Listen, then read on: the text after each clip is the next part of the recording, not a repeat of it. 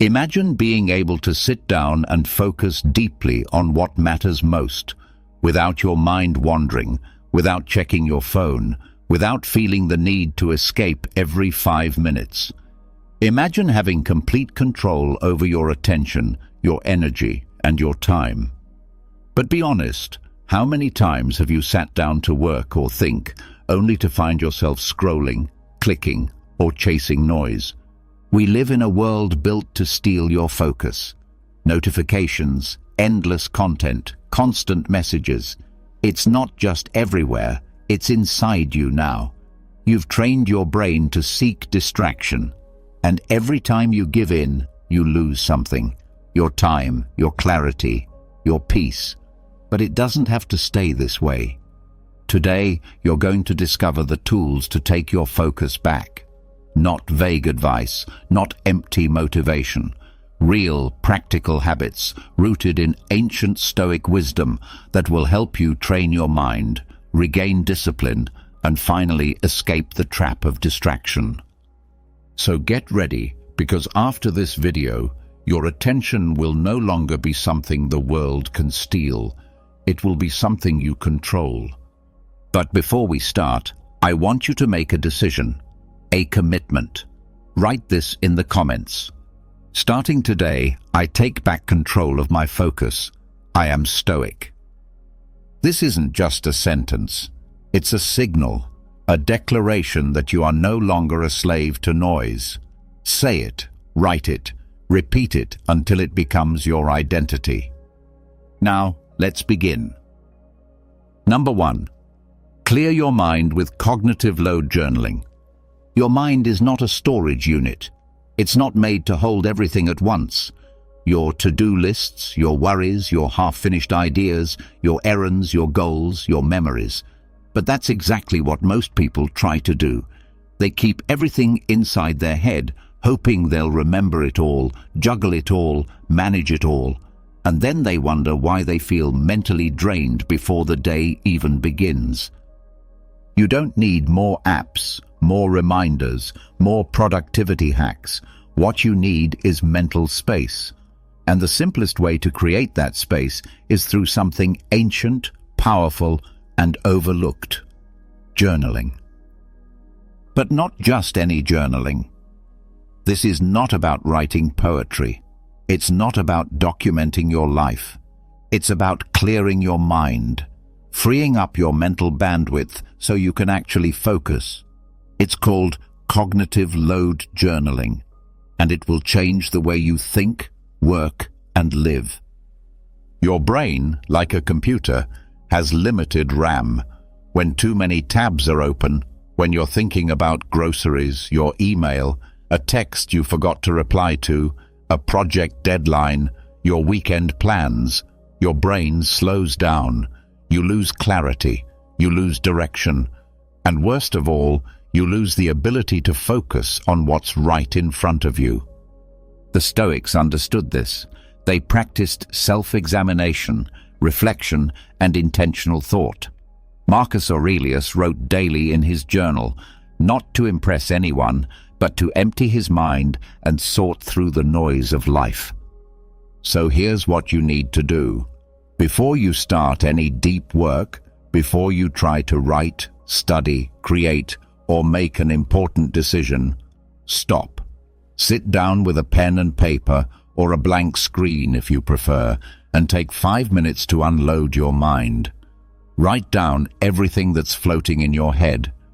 Don't edit, don't organize, don't judge, just offload. Write down the random thought about needing to fix your sink, the worry about an upcoming meeting, the idea for a new project, the thing you forgot to do yesterday, the emotion you're feeling right now. Whatever it is, put it down. Think of it like closing browser tabs. You're not solving everything. You're not checking anything off a list. You're simply telling your brain, it's okay, I've captured it. You don't have to hold on to it anymore. Because when you try to focus while carrying mental clutter, it's like trying to run a race while holding bags of groceries. You won't get far. You'll trip. You'll drop things. and you'll wonder why it feels so hard. Now, this habit only works if you do it with intention. Don't just write to write. Write to clear space. Approach it like cleaning your desk before you work. Not because it's pretty, but because it helps you breathe and begin. You might be surprised by what comes out. Sometimes you'll discover patterns in your thinking. You'll see the same worries show up again and again. That's good. It means you're becoming aware of your internal distractions, so you can stop letting them control you. But don't try to fix everything you write. That's not the point. You're not solving. You're capturing. Let your journal be your mind's inbox. Later, when you're not trying to focus, you can go back and process it all. For now, just empty the mental trash. This simple ritual, done every day, will sharpen your focus more than any app or trick. Because the real enemy of focus isn't your phone, it's your overloaded mind. And if Marcus Aurelius, while running an empire, found time to clear his thoughts with a few lines each morning, what's stopping you? 5 minutes is all it takes. 5 minutes to create space. 5 minutes to regain control. So the next time you sit down to work, don't fight the noise in your head. Write it down. Clear it out. Start clean. Because focus isn't just about discipline. It's about preparation. And the most powerful way to prepare your mind is to unload it. Number 2, protect your mind with monastic time blocking. Your attention is not infinite.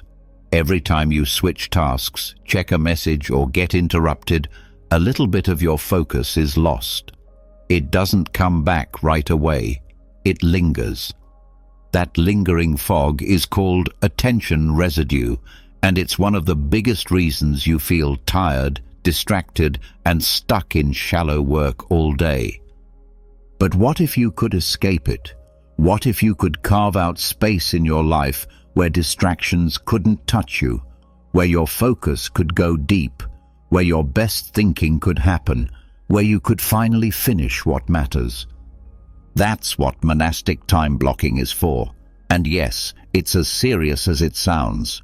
Imagine a monk, alone in his cell, focused on one sacred task: reading, writing, meditating, thinking, with no phone, no email, no noise, no interruptions. That's the model. Not because you need to become a monk, but because you need to protect your time like one. Here's how it works. Every day, you create a 3 to 4 hour block of untouchable time. One window, one stretch of hours. No meetings, no texts, no social media, no multitasking. Just one important thing. It doesn't have to be fancy. It just has to be sacred. Let's say you choose 6 o'clock to 10 o'clock in the morning. You guard those hours like your life depends on them, because in a way, it does. That time is your best mental energy. It's your cleanest thinking. It's your creative edge. If you give it away to emails or distractions, you've wasted your finest hours. Most people spend their best energy on junk. They wake up, check their phone, respond to notifications, react to everything around them. And by the time they get to the work that actually matters, they're already mentally drained. But not you. You're going to treat that block of time like it's holy, because it is. During your monastic block, you focus on one high-value activity, something that moves your life forward. It could be deep work, writing, planning, problem-solving, studying, creating. Whatever it is, it must deserve your full attention, and during that time nothing else exists. No quick replies, no just checking, no open tabs. You eliminate everything that isn't the task at hand. This is not multitasking time. This is flow time. This is where breakthroughs happen, where insights come, where the noise fades and the signal gets clear. The Stoics knew this feeling. They understood the value of deep thought, of full presence, of uninterrupted solitude. Marcus Aurelius would rise early to write, to reflect, to prepare his mind. He didn't waste those hours reacting to the world. He used them to shape it. And you can do the same. But don't wait for the perfect moment to start. Block the time now. Choose your window. Tell the people around you. Build a wall around those hours. Make it known. This is your sacred block. It's not optional. It's not flexible. It's non-negotiable. And be consistent. The power of monastic time blocking comes from rhythm. If you do it once, it helps. If you do it every day, it transforms you. You'll think deeper, work smarter, feel calmer, because you've created a space where your brain can breathe and build. Even if the world is loud, your block is silent. Even if your schedule is full, your block is yours. Even if distractions scream, your block is still. So, when that time comes, when the clock strikes your hour, step into that space like a warrior entering the arena. Clear your desk, silence your phone, take a breath, and begin. Because this isn't just about time management, it's about identity. Who are you when no one is watching, when nothing is pulling you away, when it's just you, your thoughts, and the work that matters? The answer is waiting in your monastic block, and it's stronger than any distraction. Number 3, reclaim your mind with the dopamine reset protocol. Let's be honest, most of the time you're not bored because there's nothing to do. You're bored because your brain has been trained to expect constant stimulation. Every second, every swipe, every click, every hit of pleasure, novelty and noise. And the more you feed it, the more it craves. The more it craves, the less satisfied you feel with anything slow, quiet, or real. That's the trap. A modern addiction, not to any one thing, but to dopamine itself. You've been conditioned to chase, conditioned to escape discomfort, conditioned to avoid silence and stillness at all costs. And because of that, your focus is fading. Your patience is shrinking. Even simple tasks, reading, writing, sitting still, feel impossible. But there is a way back. The Stoics believed in training the mind through discomfort, in learning to live without pleasure so you could become stronger than it. And that's exactly what the dopamine reset protocol is all about. It's not complicated, it's not flashy, but it is radical. Here's what you do. For 24 to 72 hours, you go without anything that gives you instant gratification. That means no social media, no phone, no YouTube, no sugar, no video games, no music, no movies, no junk food, not even books. Yes, you heard that right. Not even books. Because this isn't about learning, it's about emptying. This is a hard reset for your brain, a fast, not from food, but from stimulation. You're teaching your mind to stop reaching for something to fill the silence. You're sitting with the boredom, the discomfort, the stillness, on purpose. Because in that stillness, something powerful happens. You recalibrate. See, dopamine is not evil. It's a natural chemical that gives you drive, motivation, energy.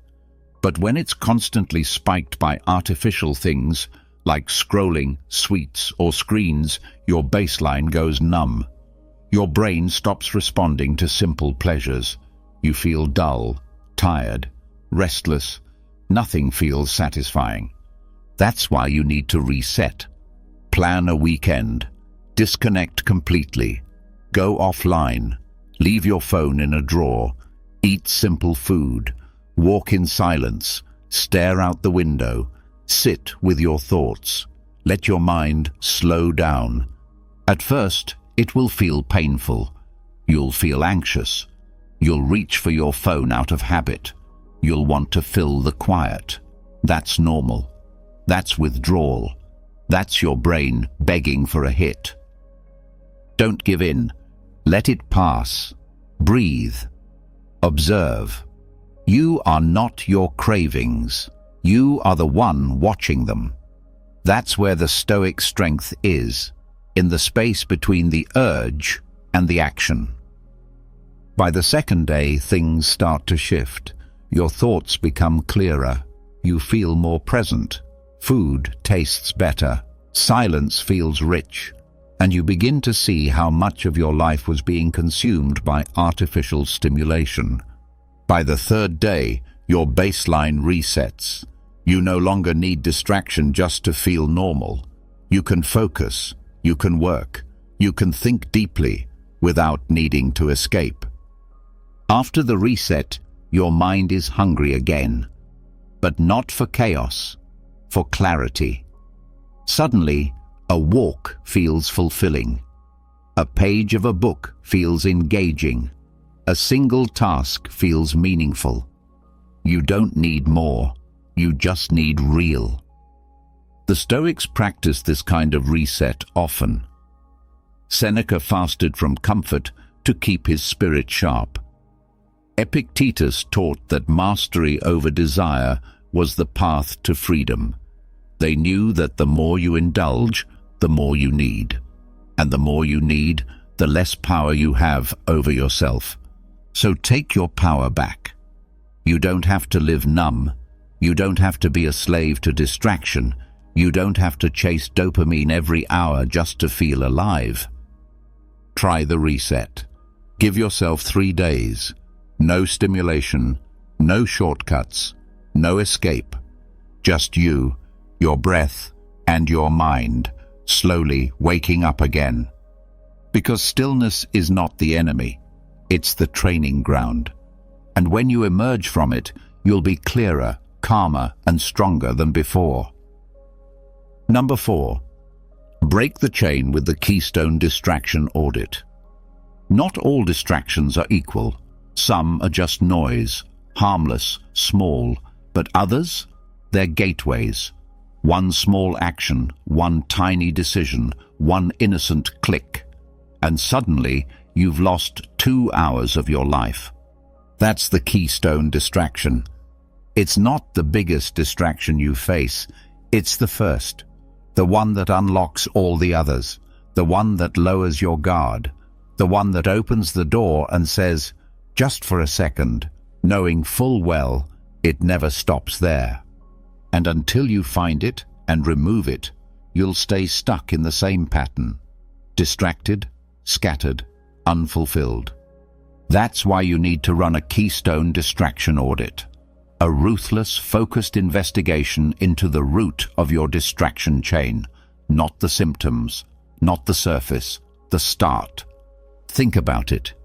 You didn't mean to waste the day, you just checked your email real quick, then you clicked a link, then you opened a tab, then a video, then a message, and before you knew it, you were miles away from where you started. That's how it works. Distraction doesn't hit you like a storm. It sneaks in. But here's the good news. If one small decision can pull you into distraction, then one small decision can pull you out. The Stoics believed in tracing things back to their root. Epictetus taught that if you wanted to fix a behavior, you had to first understand the cause. That's what this audit is all about. Identifying the keystone, the first domino. So here's how to do it. For 1 week, become a detective. Watch yourself closely. No judgment, just awareness. Every time you feel yourself drifting, losing focus, wasting time, falling into digital quicksand, pause and rewind. Ask, how did this begin? What was the first action that led me here? Maybe it's opening your email just to check. Maybe it's unlocking your phone without thinking. Maybe it's tapping an app before you even know why. Whatever it is, write it down, track it. Document the moment your focus began to unravel. By the end of the week, patterns will appear. You'll see that it's not 10 things pulling you away. It's usually just one, over and over again. That's your keystone. And once you find it, you do what any Stoic would do. You confront it. You don't try to be better. You don't rely on willpower. You change the system.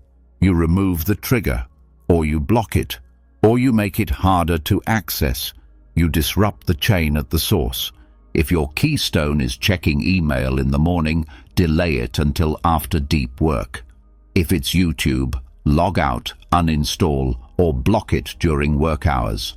If it's your phone, leave it in another room. Use a dumb device. Go analog for a while. This isn't about being extreme. It's about being free. Because here's the truth. Your time is being stolen one small habit at a time. Not by huge events, but by repeated, invisible moments. And every moment matters. Marcus Aurelius reminded himself daily, "You could leave life right now. Let that determine what you do and say and think." He knew that distraction was not just an inconvenience. It was a theft of your life's potential. So don't let one small habit dictate the direction of your day. Find the first domino, remove it, and take back your chain of choices. Because when you eliminate the keystone, the rest of the distractions collapse. You don't need more productivity tools. You need fewer traps. Audit yourself. Identify the start of the spiral and cut it off decisively. That's the Stoic way, not to fight chaos at the surface, but to strike at the root. And that root is waiting. It's been hiding in plain sight. Now go find it and reclaim your attention. Number 5. Shape your space with ambient intentionality. Your environment is speaking to you every minute of the day. The question is, are you listening? Or worse, are you letting it control you without even realizing it? Most people live in passive environments. They don't design the space around them. They just exist in it. And then they wonder why they can't focus, why they procrastinate, why they feel unmotivated. But the truth is simple. Your environment is either pushing you forward or pulling you away. That's where ambient intentionality comes in. This is not just about cleaning your desk or lighting a candle. This is about taking back control of your surroundings on purpose, so that everything you see, hear, smell, and touch is a quiet reminder of who you want to become. The Stoics believed in shaping the self through habit and intention, but they also understood the influence of the world around them. Seneca warned about the effect of bad company, bad habits, and unhealthy surroundings. He knew the external shapes the internal. So let's start shaping yours. Take a look around right now. What's in front of you? Is it helping you focus or pulling you into distraction? Is it designed for creation or consumption? Be honest, because here's the hard truth. If the first thing you see when you sit down is your phone, your inbox, or your entertainment apps, then you've already lost the battle. Not because you're weak, but because the environment is stronger than your willpower. Willpower is unreliable. It fades, it gets tired. But environment works 24/7, so why not make it your ally? Here's how you use ambient intentionality. Step 1. Remove cues of distraction, not just physically, but visually. Out of sight, out of mind. That means no phone on your desk, no Netflix tab open, no games, no unnecessary apps, no passive triggers. Make distraction invisible. Step 2. Replace them with symbols of focus. If you want to be a writer, your notebook or your manuscript should be the first thing you see. If you want to learn, have a book open. If you want to build, keep your project tools in arm's reach. Let your space reflect your identity, not your impulses. Step 3. Use your senses with intention. Light a candle only when it's time to do deep work. Play the same instrumental track when you want to get into flow. Use a lamp with warm light during reflection hours. Over time, these small cues become signals to your brain. You won't just work because you should. You'll work because your environment tells you it's time. This is how habits are formed, not just by repetition, but by ritual. You don't have to be perfect. You don't need a minimalist desk or an empty room. You just need alignment. Every object, every sound, every smell, ask, is this helping me focus or making it harder? Even Marcus Aurelius shaped his environment. He kept his journal by his side. He woke early to reflect before the distractions of the empire could touch him. He didn't trust the world to set his tone. He set it himself. And so should you. Your desk is not just furniture. Your room is not just space. Your screen is not just a tool. These things are part of your mind, and if they're not helping you become who you want to be, they're holding you back. So redesign your world. Even a small change, a hidden phone, an open book, a new scent, can shift your state. It's not magic. It's intention made physical. Because focus doesn't just come from within, it starts around you. When your environment reflects your values, discipline becomes easier. When your surroundings match your purpose, motivation becomes automatic. You don't rise to the level of your goals, you fall to the level of your environment. So build one that lifts you up. Number 6. Master your focus with the meta-attention loop. Your attention is the most valuable thing you own. It's how you shape your time. It's how you create meaning. It's how you build your life. But how often are you truly aware of where it is? Be honest. Most people aren't. 1 minute you're working, the next you're daydreaming. 1 moment you're reading, the next you're scrolling. You didn't plan to drift. It just happened. But here's the truth. Distraction doesn't steal your attention. You give it away. And if you want to stop, you don't just need willpower. You need awareness, a skill the Stoics practiced daily. That's where the meta-attention loop comes in. Meta-attention means attention to your attention. It's the ability to notice where your mind is in real time. Not after you've wasted 20 minutes, but while it's happening. It's like training a part of your brain to watch the rest of your brain. Quietly, calmly, without judgment. This is what separates a focused mind from a scattered one. It's not perfection. It's the ability to notice and return. Because you will drift. Everyone does. Even the most disciplined minds wander. The difference is, some people catch it and come back. Here's how to build this skill.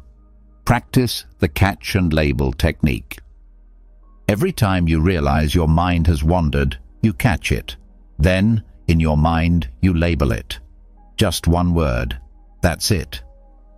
Worrying, planning, craving, remembering, judging, daydreaming. You don't analyze it. You don't beat yourself up. You just see it, name it, and come back. Why does this work? Because labeling breaks the trance. It creates distance. It moves you from being inside the thought to being outside of it.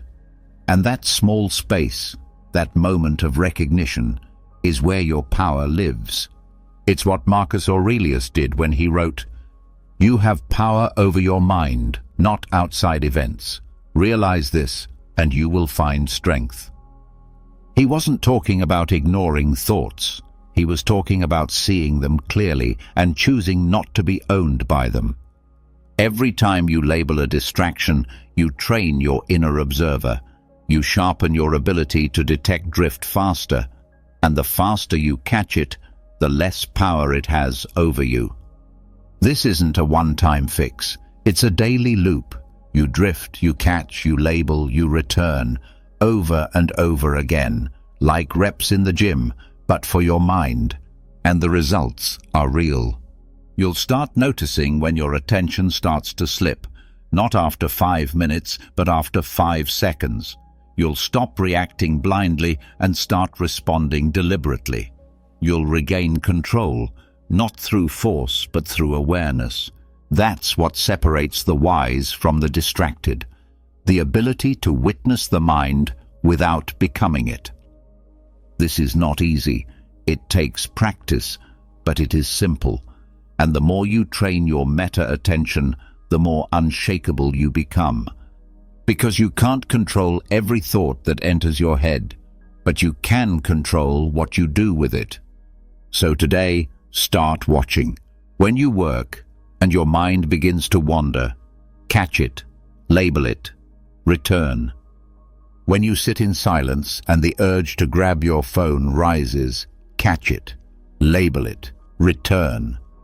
When you're in conversation but thinking about your to-do list, catch it, label it, return. This quiet discipline builds mental strength faster than any app or technique. It sharpens presence, it builds focus, and it deepens your ability to live deliberately. Don't try to be perfect, just try to come back, because every time you return, you reclaim your power. Number 7. Strengthen your mind with input fasting windows. You're not just distracted by devices, you're distracted by consumption. Constant consumption. Information, noise, opinions, updates, conversations, headlines, notifications, podcasts, posts. Always something coming in. You wake up and check your phone. You walk and put on a podcast. You eat and scroll. You work with tabs open. You relax with Netflix. You fall asleep to someone else's voice. Ask yourself, when was the last time your mind was truly quiet? Not empty, quiet, still, undisturbed. If you can't remember, it's time for an input fast. The Stoics prized self-reflection, inner clarity, and deliberate thought. They didn't live in silence, but they made time for it. Time to hear themselves think. Time to wrestle with their own mind, not someone else's. That's the idea behind input fasting windows. It's simple. Every day, you set aside a block of time, 3 to 6 hours, where you consume nothing. No reading, no listening, no watching, no scrolling, no passive input at all, just output. That means creating, writing, building, solving problems, thinking deeply. It means directing your attention outward, from within, not absorbing more from the outside. Why does this matter? Because your mind is not designed to take in information non-stop. When you do, it becomes noisy. You lose clarity. Your original thoughts get buried. You become reactive, jumpy, scattered. You chase one idea after another, never sitting with anything long enough to understand it. But when you stop consuming, even for a few hours, you create space. And in that space, something important returns. Your own voice, your thoughts, your clarity, your creativity, your focus. You start to notice patterns, you make connections, you have insights that can't come from noise, only from silence. Here's how to begin. Pick a block of time during the day when you can go without consuming anything. Maybe it's 6 a.m. to 10 a.m. or 2 p.m. to 6 p.m. Choose a time when your energy is high and distractions can be avoided. During that time, your job is simple. Create. Do deep work. Write. Solve problems. Think strategically. Reflect. Plan. But do not consume. No social media, no music, no articles, no podcasts, no conversations unless absolutely necessary. This is your time, not the world's. At first, it might feel strange. You'll reach for stimulation out of habit. You'll feel a little lost without something coming in. That's normal. That's your brain detoxing from constant input. Don't quit. Sit with the silence. Work through the discomfort. On the other side of that silence is your clearest thinking. And once you've experienced that clarity, even just once, you'll crave it. You'll realize how rare and valuable it is to simply hear yourself think. Marcus Aurelius wrote, "Nowhere you can go is more peaceful, more free of interruptions than your own soul." But how often do you visit it? How often do you even get quiet enough to find it? Input fasting is not about rejecting the world. It's about resetting your relationship with it. You'll still consume, but on your terms, after you've created, not before. You'll feed your mind with intention, not out of impulse. And over time, this small practice changes everything. Your thinking sharpens, your ideas deepen, your focus expands, because your mind is no longer buried under a pile of second-hand noise. It's being used as it was meant to be, a tool for building, not just absorbing. So set your window, make it sacred, no exceptions. Because silence is not empty. It's where original thought begins. And if you want to lead your life instead of reacting to it, you must make time to hear your own mind speak. Number 8. Build mental strength with task inversion training. There are two kinds of tasks in your day, the ones you want to do and the ones you avoid. And most people, without even thinking, start with the easy ones, the fun ones, the comfortable ones. But that single choice sets the tone for everything that follows. Because when you avoid discomfort at the start of the day, you teach your mind to serve pleasure first and purpose second. That's the exact opposite of how discipline is built. The Stoics believed that we should do what is necessary, not what is easy. They knew that comfort is a trap, that the longer you delay the hard thing, the heavier it becomes. And they practiced something most people today run from: doing the unpleasant thing first. That's the foundation of task inversion training. It's not complicated. In fact, it's beautifully simple. Every morning, before you do anything enjoyable, before the coffee, before your favorite playlist, before checking messages, you face the one task you've been avoiding. That's it. You invert your natural impulse, because your natural impulse is to seek ease, to start small, to warm up. But that's not a warm-up. It's procrastination wearing a disguise. And the longer you give in, the more you weaken your tolerance for resistance. So what happens when you flip it? Everything. When you begin the day by facing the task that feels boring, frustrating, uncomfortable, or just plain hard, you rewire your brain's reward system.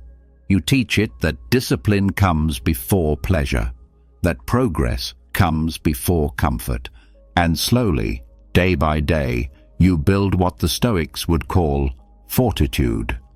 Here's how to start. Every morning, ask yourself one simple question. What am I resisting? It might be replying to an email, finishing a report, cleaning something, making a hard decision, having a difficult conversation. Whatever it is, do that before anything else. Not later, not after getting a few things done, not after a boost of motivation. First. This is how you train what psychologists call friction resilience, the ability to move forward even when your mind pushes back, and it gets easier over time. At first, the discomfort curve is steep. You'll feel it in your body: tightness, hesitation, avoidance. But something amazing happens when you do the thing anyway. The fear shrinks, the dread disappears, the mental weight lifts, and suddenly the rest of your day feels lighter. You've already proven to yourself that you're not ruled by comfort. you've already made your most important deposit into the discipline bank. Now, everything that follows feels earned, not escaped. Start small if you need to. One task, 5 minutes. That's all it takes. But be consistent, because this isn't about finishing a task, it's about becoming the kind of person who doesn't avoid them. Track your progress.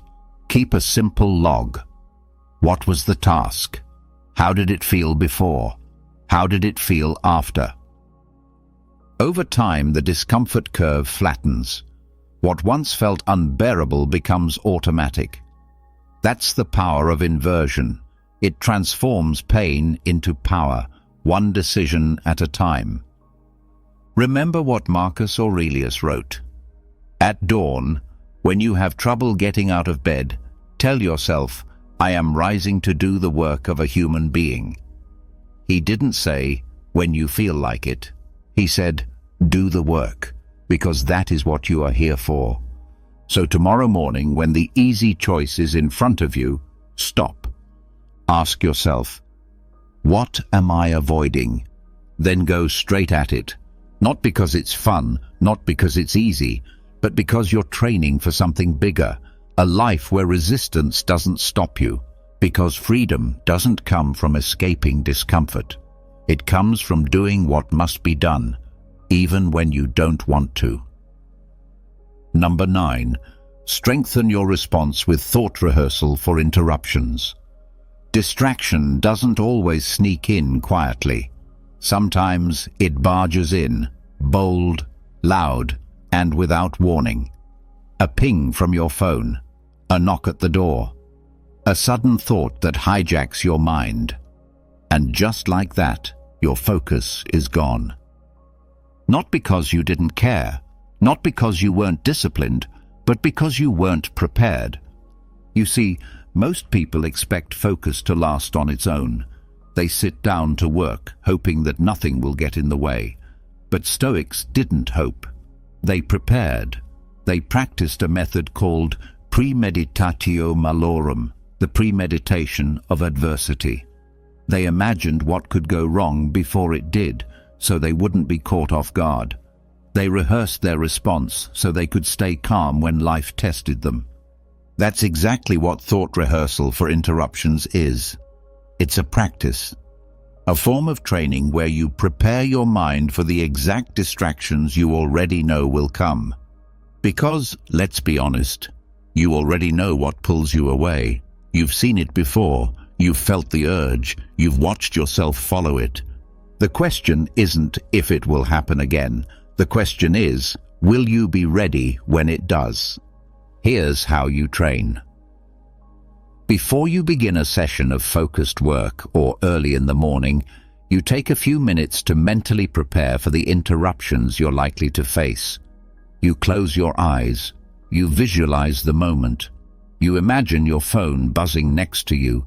You picture a sudden thought creeping in, maybe the urge to check social media, respond to a message, or chase a random idea.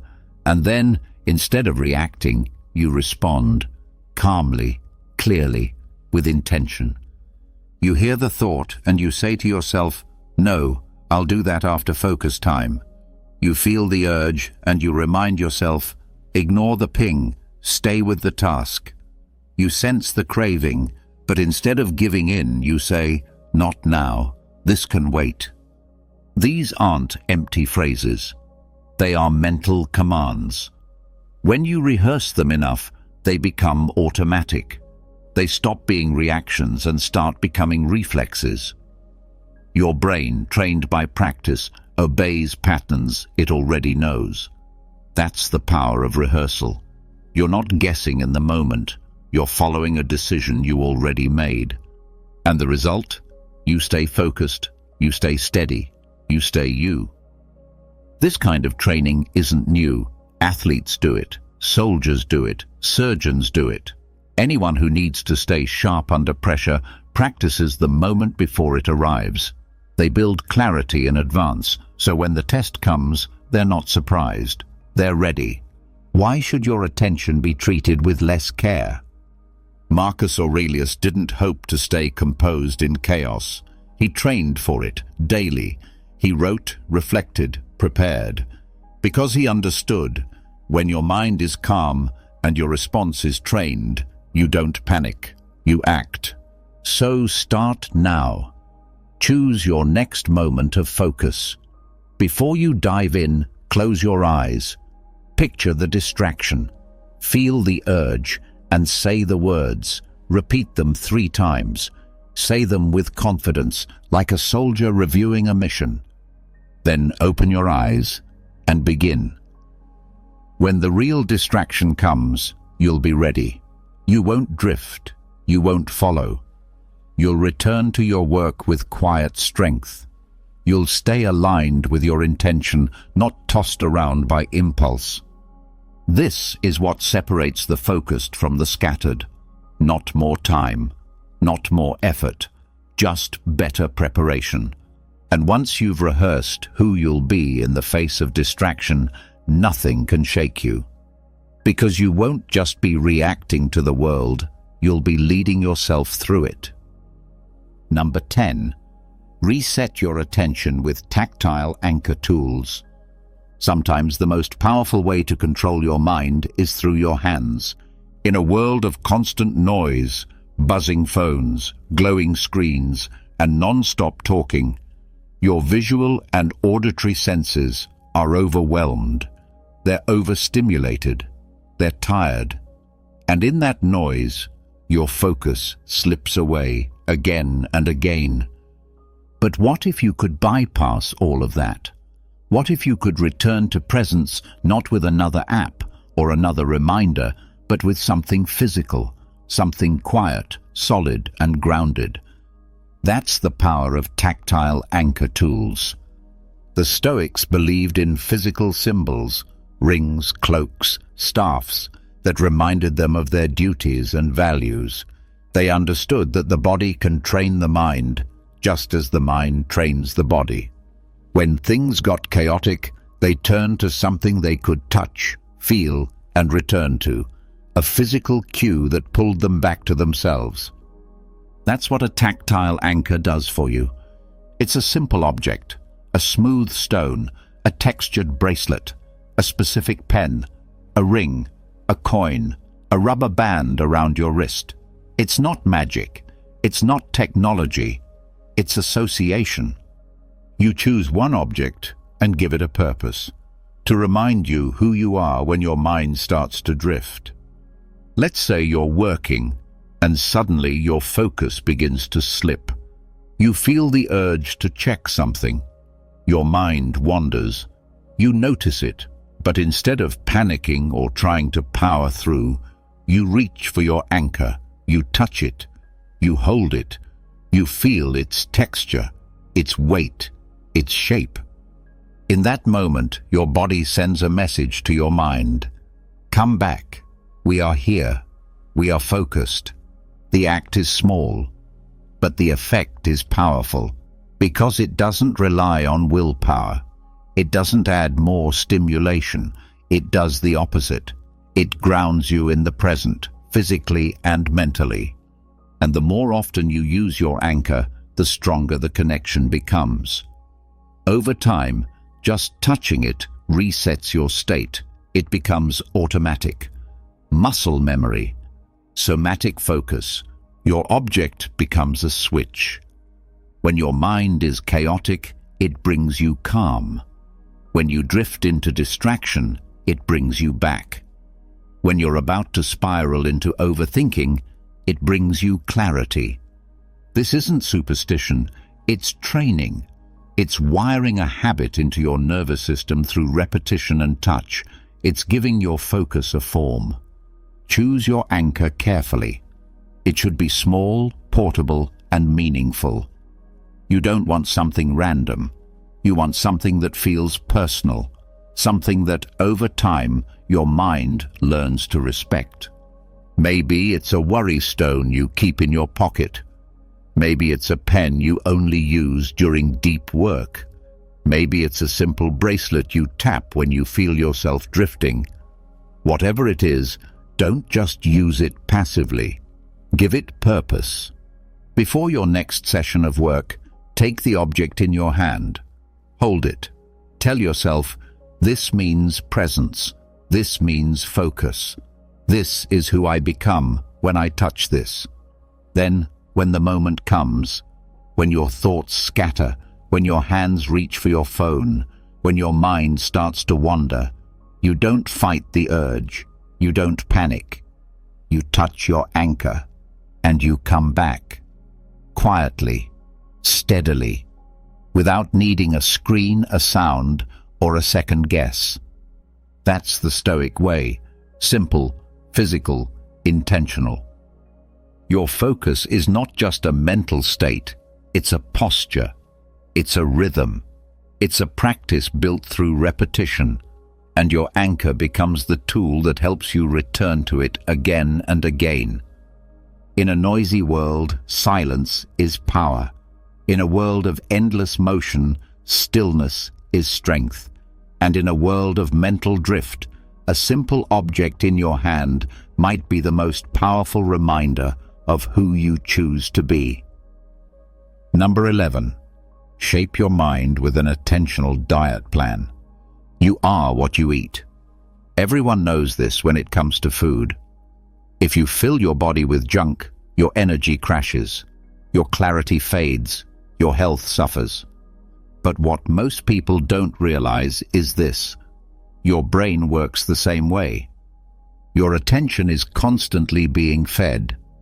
News, videos, tweets, comments, ads, conversations, opinions, arguments, voices.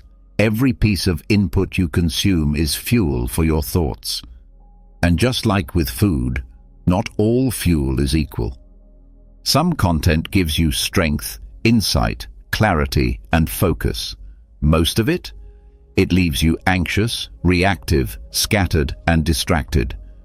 This is why you need an attentional diet plan, a structured, intentional system for what you allow into your mind each day. Not based on cravings, not based on impulse, but based on purpose. The Stoics understood this long before smartphones existed. They were careful about influence, careful about the company they kept, careful about what they exposed themselves to, because they knew what you let in becomes what you think about, and what you think about becomes how you live. Your mental state is not random. It's shaped, it's built, choice by choice, click by click, word by word. So, how do you start? You treat your input the same way you would treat your food. You don't eat everything just because it's there. You don't shovel in garbage and expect to feel good afterward. You choose what you consume based on how you want to feel, think, and live. That means creating a structured, attentional menu. No more grazing on whatever pops up. No more endless scrolling. No more feeding the mind with fear, outrage, gossip, or nonsense. Instead, you choose 2 to 3 high-quality, trusted sources of input each day. That could be a long-form article from a well-curated source, a thoughtful book, a podcast by someone who's earned your respect, a journal entry, a short note from a philosopher you admire, something crafted with intention, not manufactured for clicks. And just like a clean diet keeps your body sharp, this clean mental diet will keep your thoughts sharp. You'll notice it quickly. Your reactivity goes down. Your focus stretches further. Your thinking becomes your own, not just a recycled echo of whatever you consumed that morning. And just as important as what you include is what you eliminate. You already know what the junk looks like. Shallow clickbait, rage-filled headlines, sensational thumbnails, toxic creators, mindless arguments. They're everywhere, and they're designed to get inside your head and stay there. They offer no wisdom, no depth, no value, just friction, noise, anxiety. So cut them off, ruthlessly, unsubscribe, unfollow, mute, delete. You don't owe anyone your attention, especially those who profit from poisoning it. You're not being rude, you're being intentional, because your mind is not a trash can. It's a temple. It's where your decisions are made, your identity is shaped, your future is built. And if you don't guard what goes in, don't be surprised at what comes out. Marcus Aurelius once wrote, "The things you think about determine the quality of your mind. Your soul takes on the color of your thoughts." He wasn't being poetic, he was being practical. So give your attention the same care you give your body. Feed it quality, feed it truth, feed it calm, and watch what happens. You'll think more clearly, you'll respond more slowly, you'll create instead of consume. Because your mental space won't be full of noise, it'll be full of you. This is not about deprivation, it's about elevation. You're choosing content that serves your growth, not content that steals your time. Curate your cognitive nutrition with the same seriousness you give to your meals, because in the end, your attention is your life. What you feed it is what you become. Number 12, recalibrate your mind with silence exposure therapy. There is a kind of discomfort most people run from. It doesn't hurt, it doesn't shout, it doesn't even move, but it presses in all the same. It is the discomfort of silence. And today, it's almost unbearable. We live in a world that fears silence. We drown it in music, conversation, noise, entertainment, and endless digital chatter. Every moment of stillness is filled. Every pause is escaped. The instant there's nothing to hear or see or scroll, we reach for distraction. But the problem isn't silence. The problem is what silence exposes. It reveals your thoughts, your impulses, your fears, your restlessness. And for most people, that confrontation is too much. So they run. But the Stoics didn't run. They turned toward it. Silence was their teacher. They understood that if you can't sit alone with your thoughts, you haven't mastered anything. Not your time, not your habits, not your mind. Because a mind that cannot be still is a mind that cannot be free. This is where silence exposure therapy comes in. The idea is simple. You don't meditate, you don't chant, you don't journal, you don't even try to do nothing. You just sit in pure silence.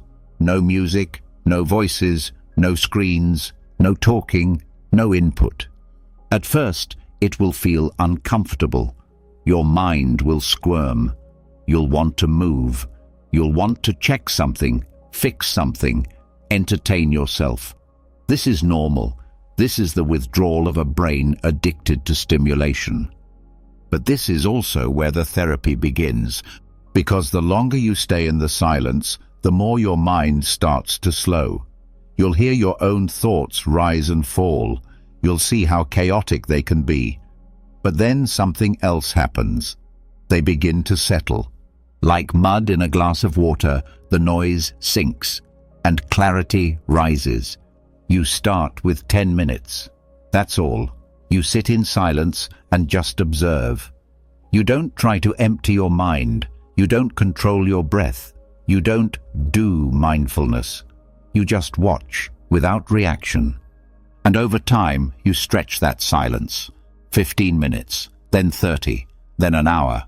Soon, what once felt unbearable becomes sacred. The silence that once agitated you now calms you, grounds you, centers you.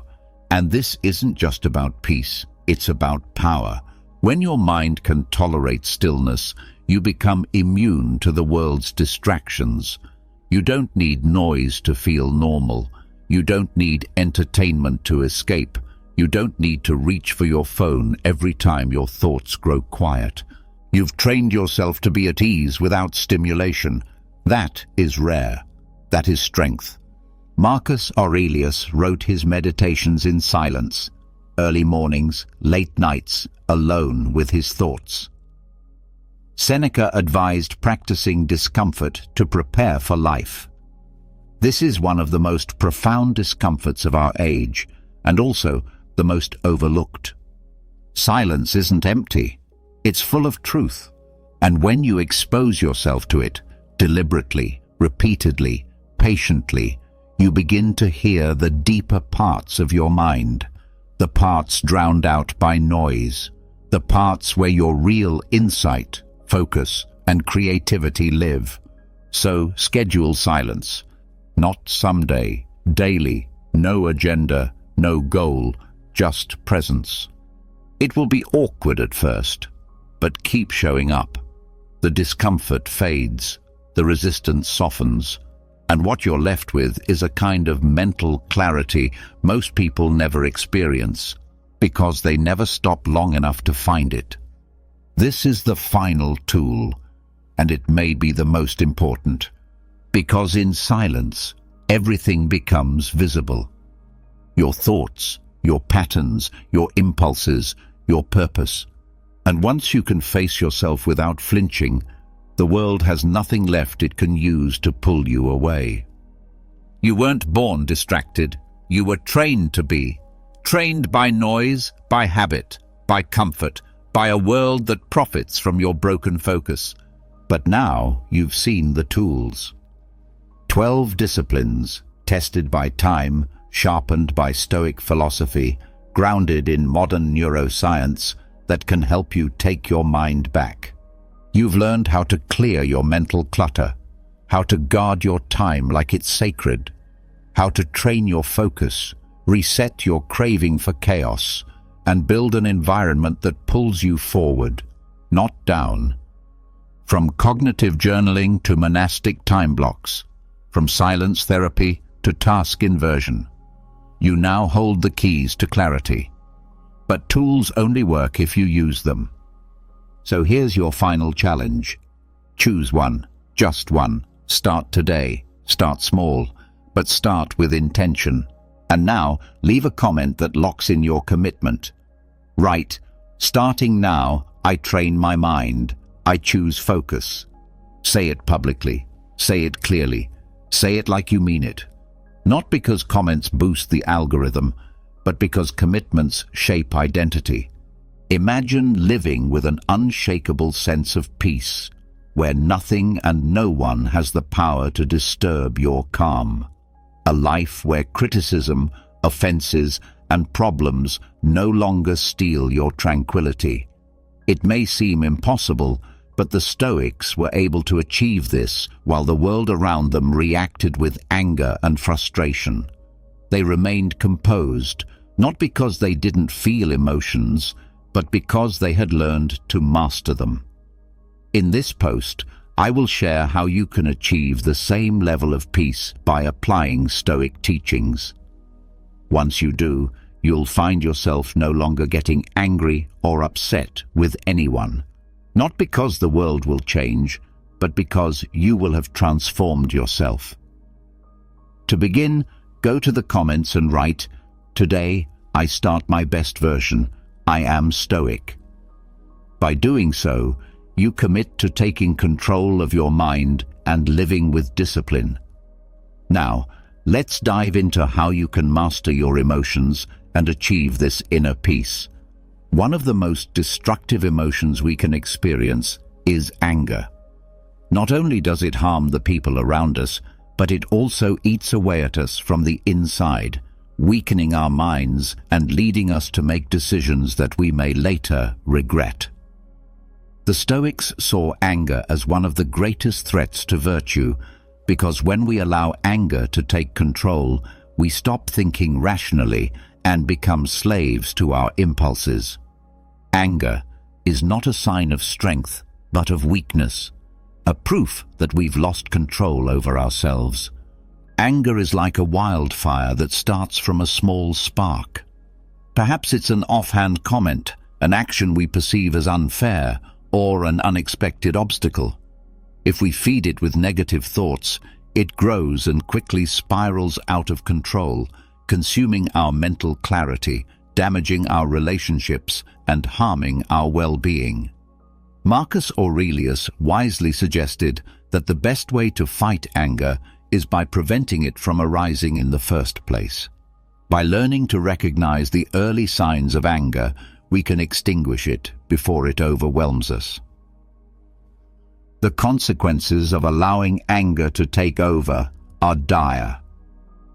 Not only does it lead to unnecessary conflict, but it also impacts our health. Science has confirmed what the Stoics knew long ago, that anger raises blood pressure, weakens the immune system, and can even trigger cardiovascular issues. Anger is not just a fleeting emotion, it's a poison that, if allowed to grow unchecked, can destroy both the mind and body. As Epictetus taught, it's not the external events that disturb us, but our interpretation of them. If someone insults us, it's not the insult itself that harms us, but the value we attach to it. Learning to control our perception is the first step toward mastering anger. When we allow ourselves to be swept up by anger, our actions often become irrational. In the heat of the moment, it might seem justified to yell, insult, or lash out. However, when the storm has passed, we realize that our response only made the situation worse. A moment of anger can destroy relationships that took years to build, and harsh words can leave scars that never heal. Seneca described anger as a brief delirium, a state where we lose control over our words and actions. If we take a moment to observe ourselves closely, we'll notice that most of our angry reactions are disproportionate and illogical. Think of an argument with a loved one. In the heat of the argument, harsh words might seem necessary, but once things calm down, we realize that we could have handled the situation more wisely. Problems can often be solved with calm dialogue and patience, but anger clouds our judgment, making us seek revenge rather than solutions. This only feeds a cycle of resentment and pain. The Stoics taught that the best way to combat anger is through self-discipline and reflection. Marcus Aurelius suggested that we remember that life is short, and most of the things that upset us are insignificant in the grand scheme of things. Seneca recommended practicing patience and indifference toward provocations. True strength lies not in responding with violence, but in remaining calm when everything around us seems to be pushing us toward anger. Anger is an internal enemy, a beast that, if not tamed, can consume us. But the good news is that we can train ourselves to resist it. The next time you feel anger rising, stop and ask yourself if it's really worth it. Remember, no one has the power to disturb you unless you allow it. Peace is not found in the absence of provocations, but in the ability to face them with calmness and control. All negative emotions, including anger, arise from unmet expectations. Negative emotions don't stem from what happens to us, but from what we expect to happen. Frustration, anger, sadness, all of these emotions share a common root: the gap between what we expected and what actually occurred. When we believe that the world should behave in a certain way and it doesn't, we feel disappointed or hurt. But in truth, the fault lies with us for having created unrealistic expectations. We cling to illusions, and when reality shatters those illusions, instead of adapting, we react with suffering. We get angry because people don't act as we want them to, because the outcomes we expected don't materialize, or because life doesn't follow the script we've written in our minds. We believe we deserve certain treatment, certain successes, or clear paths. But life doesn't follow our rules. Frustration arises not from the event itself, but from the contrast between what we hoped for and what actually happened. Seneca wisely said that we suffer more in our imaginations than in reality, because it's not the events that harm us, but the way we interpret them. If we learn to accept events without resistance, we can avoid much of the unnecessary pain. Imagine someone who believes that their partner will never cheat on them because that's what should happen. They've built an expectation based on their own sense of right and wrong. But if betrayal occurs, their anger doesn't stem from the act itself, but from the clash with the idealized image they had created. Instead of accepting reality as it is, they resist it, and that internal struggle leads to suffering. Another example might be a person who expects their friends to always be there for them, or their boss to value their efforts. When these expectations aren't met, they feel disappointment and anger because they assume the world should follow their rules. The Stoics teach us that the key to inner peace lies in eliminating unrealistic expectations. It's not about resignation, but about understanding that the world owes us nothing. We cannot control the actions of others or the events outside of our control. The only thing we can control is our own reaction to them. Epictetus urged us to accept what happens as if we had chosen it ourselves, because resisting reality only creates suffering. If we stop expecting people to behave in a certain way and accept that they may fail us, and if we accept that life doesn't always follow a predictable path, we can eliminate much of the stress and frustration in our lives. Accepting reality as it is doesn't mean we shouldn't have goals or desires, but we must be prepared for the unexpected. A Stoic understands that everything is subject to change and that nothing is guaranteed. That's why they don't allow their emotions to be dictated by external factors. By eliminating rigid expectations, we stop demanding that the world conform to our beliefs. Instead of getting frustrated when things don't go as planned, we ask ourselves what we can learn from the situation. Rather than feeling betrayed, we understand that people act according to their own nature, not according to the one we've imagined for them. True peace is found in flexibility, the ability to accept whatever comes our way without resistance. Finally, anger is often a reflection of the ego. When we feel disrespected, treated unfairly, or overlooked, we react with anger because our sense of identity feels threatened. We believe we deserve better treatment, that others should see us as we see ourselves. When that doesn't happen, we feel that something sacred within us has been violated. But the truth is that anger doesn't come from what others do to us. It comes from our interpretation of their actions. It's our ego that demands recognition, that takes offense, that needs to defend our image. If our ego weren't so fragile, if we didn't take ourselves so personally, anger would lose its grip on us. When someone speaks to us harshly, our initial reaction is to feel attacked. But what if that person is simply having a bad day, and their words have nothing to do with us, but with their own struggles? The reality is that most of the time, others' actions are more about them than they are about us. However, our ego makes us believe that everything revolves around us. We say, "He disrespected me. He embarrassed me. He didn't appreciate me." But what would happen if we stopped positioning ourselves at the center of every experience? What if we truly understood that other people's actions are their own burdens to carry, not ours? In doing so, we could release ourselves from the grip of anger. Marcus Aurelius reminded us that it is not events themselves that disturb us, but our judgments about them. If someone offends us, the insult in itself holds no power unless we choose to give it meaning. We have the power to ignore it, to see it as a reflection of the other person's inner world, and to move forward without letting it disturb our peace. But the ego does not want peace. It wants conflict.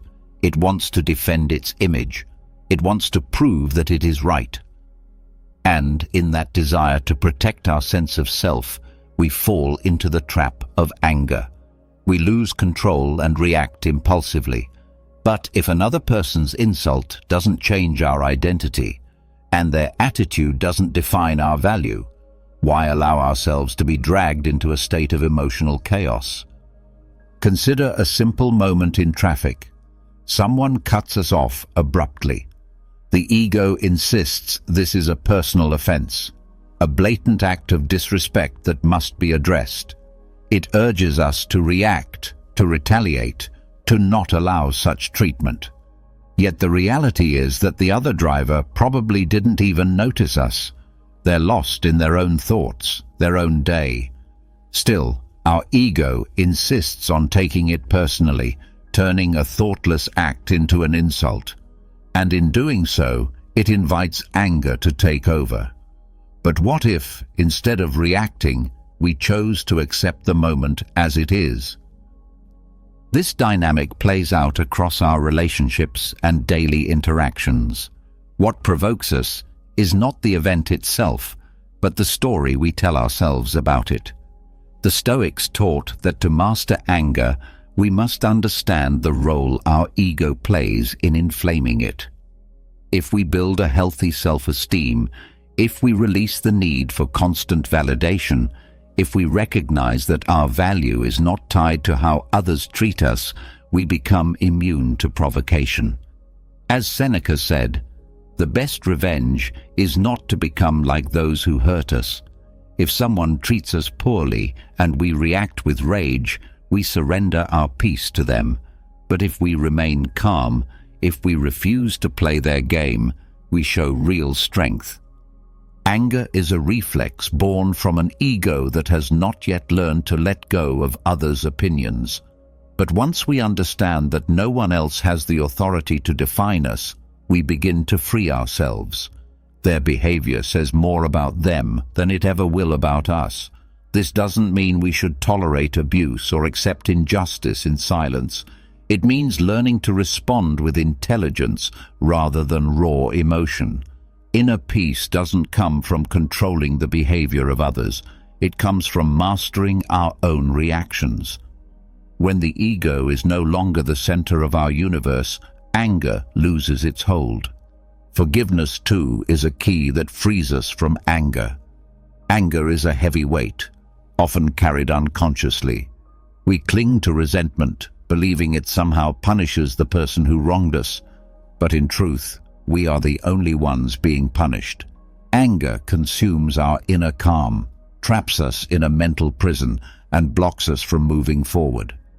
Forgiveness, on the other hand, unlocks that prison. It doesn't mean we excuse what happened or forget it naively. It means we let go of the need to continue suffering over something already done. Forgiveness is not a gift we give the other person. It is an act of love for ourselves. It is an essential step toward reclaiming our peace. Holding on to anger means reliving pain over and over again. Our minds become battlegrounds where the past continues to inflict fresh wounds. We keep empowering the person who hurt us simply by refusing to release the memory. But Marcus Aurelius said that the best revenge is to be unlike the person who caused us harm. If we were betrayed, offended, or deeply wounded, continuing to harbor resentment only extends that person's control over us. Forgiveness gives us back our power. It enables us to shed the weight of the past and move forward unburdened by bitterness. Resentment is a trap laid by the ego which tells us that forgiveness is weakness. In reality, true strength lies in those who govern their emotions and choose peace over pain. Seneca taught that anger should never guide our actions. When we act from anger, we are no longer the authors of our behavior. If someone wrongs us and we respond with resentment, we are giving them authority over our serenity. But if we choose forgiveness instead, we reclaim control over our thoughts and our well-being. Imagine someone who has been betrayed by a close friend. The natural response is anger, disappointment, a thirst for revenge. But how long can one sustain that emotional storm before it becomes toxic? Resentment doesn't torment the traitor, it poisons the one who holds on to it. Each recollection of the betrayal stirs fresh pain. Forgiveness allows us to accept that what's done is done, that the past need not dictate our present. This is not about trusting the betrayer again, but about refusing to let their actions continue to influence our happiness. Forgiveness is a conscious decision. It doesn't happen instantly, and it's rarely easy, but it is the pathway to inner freedom. Epictetus reminded us that while we cannot control the actions of others, we always retain control over our response. When we are offended, it is not the insult that truly wounds us, but the weight we attach to it. Through forgiveness, we strip away that weight. We come to understand that everyone acts according to their own inner state, their own level of awareness. Their behavior is a mirror of their internal world, not a reflection of ours. This doesn't mean we tolerate abuse or stay silent in the face of injustice. It means we learn to release the resentment that suffocates our joy. When we forgive, we are not just freeing the other person. We are liberating ourselves. We stop dragging unnecessary burdens. We conserve our energy for what truly matters. The real revenge is not to hurt in return, but to show that we remain unchanged by the harm done to us. We move forward, unshaken by anger, grounded in peace. Peace does not come from waiting for others to apologize. It comes from deciding that our well-being is not tied to their behavior. Forgiveness is not about pretending nothing happened. It is about choosing freedom over rage, serenity over turmoil. Practicing non-reaction is another way we guard ourselves against anger. When something irritates or provokes us, our first instinct is emotional and immediate. We want to respond, to defend, to assert our correctness. But in those moments, we are not thinking clearly. Our minds are being ruled by instinct, not reason. That's when we make mistakes. That's when we say things we later regret. That's when we escalate what could have been peacefully resolved. Training ourselves to pause before responding gives us mastery over our emotions. It shields us from the emotional exhaustion that impulsive reactions often cause. Taking a moment, resisting the pull to respond immediately, these are acts of power. This doesn't mean suppressing emotion or becoming indifferent. It means refusing to be a slave to emotion. Marcus Aurelius advised that the best defense against an insult is not to resemble the one who insults you. If someone hurls harsh words at you, reacting with anger only means you've allowed them to disturb your peace.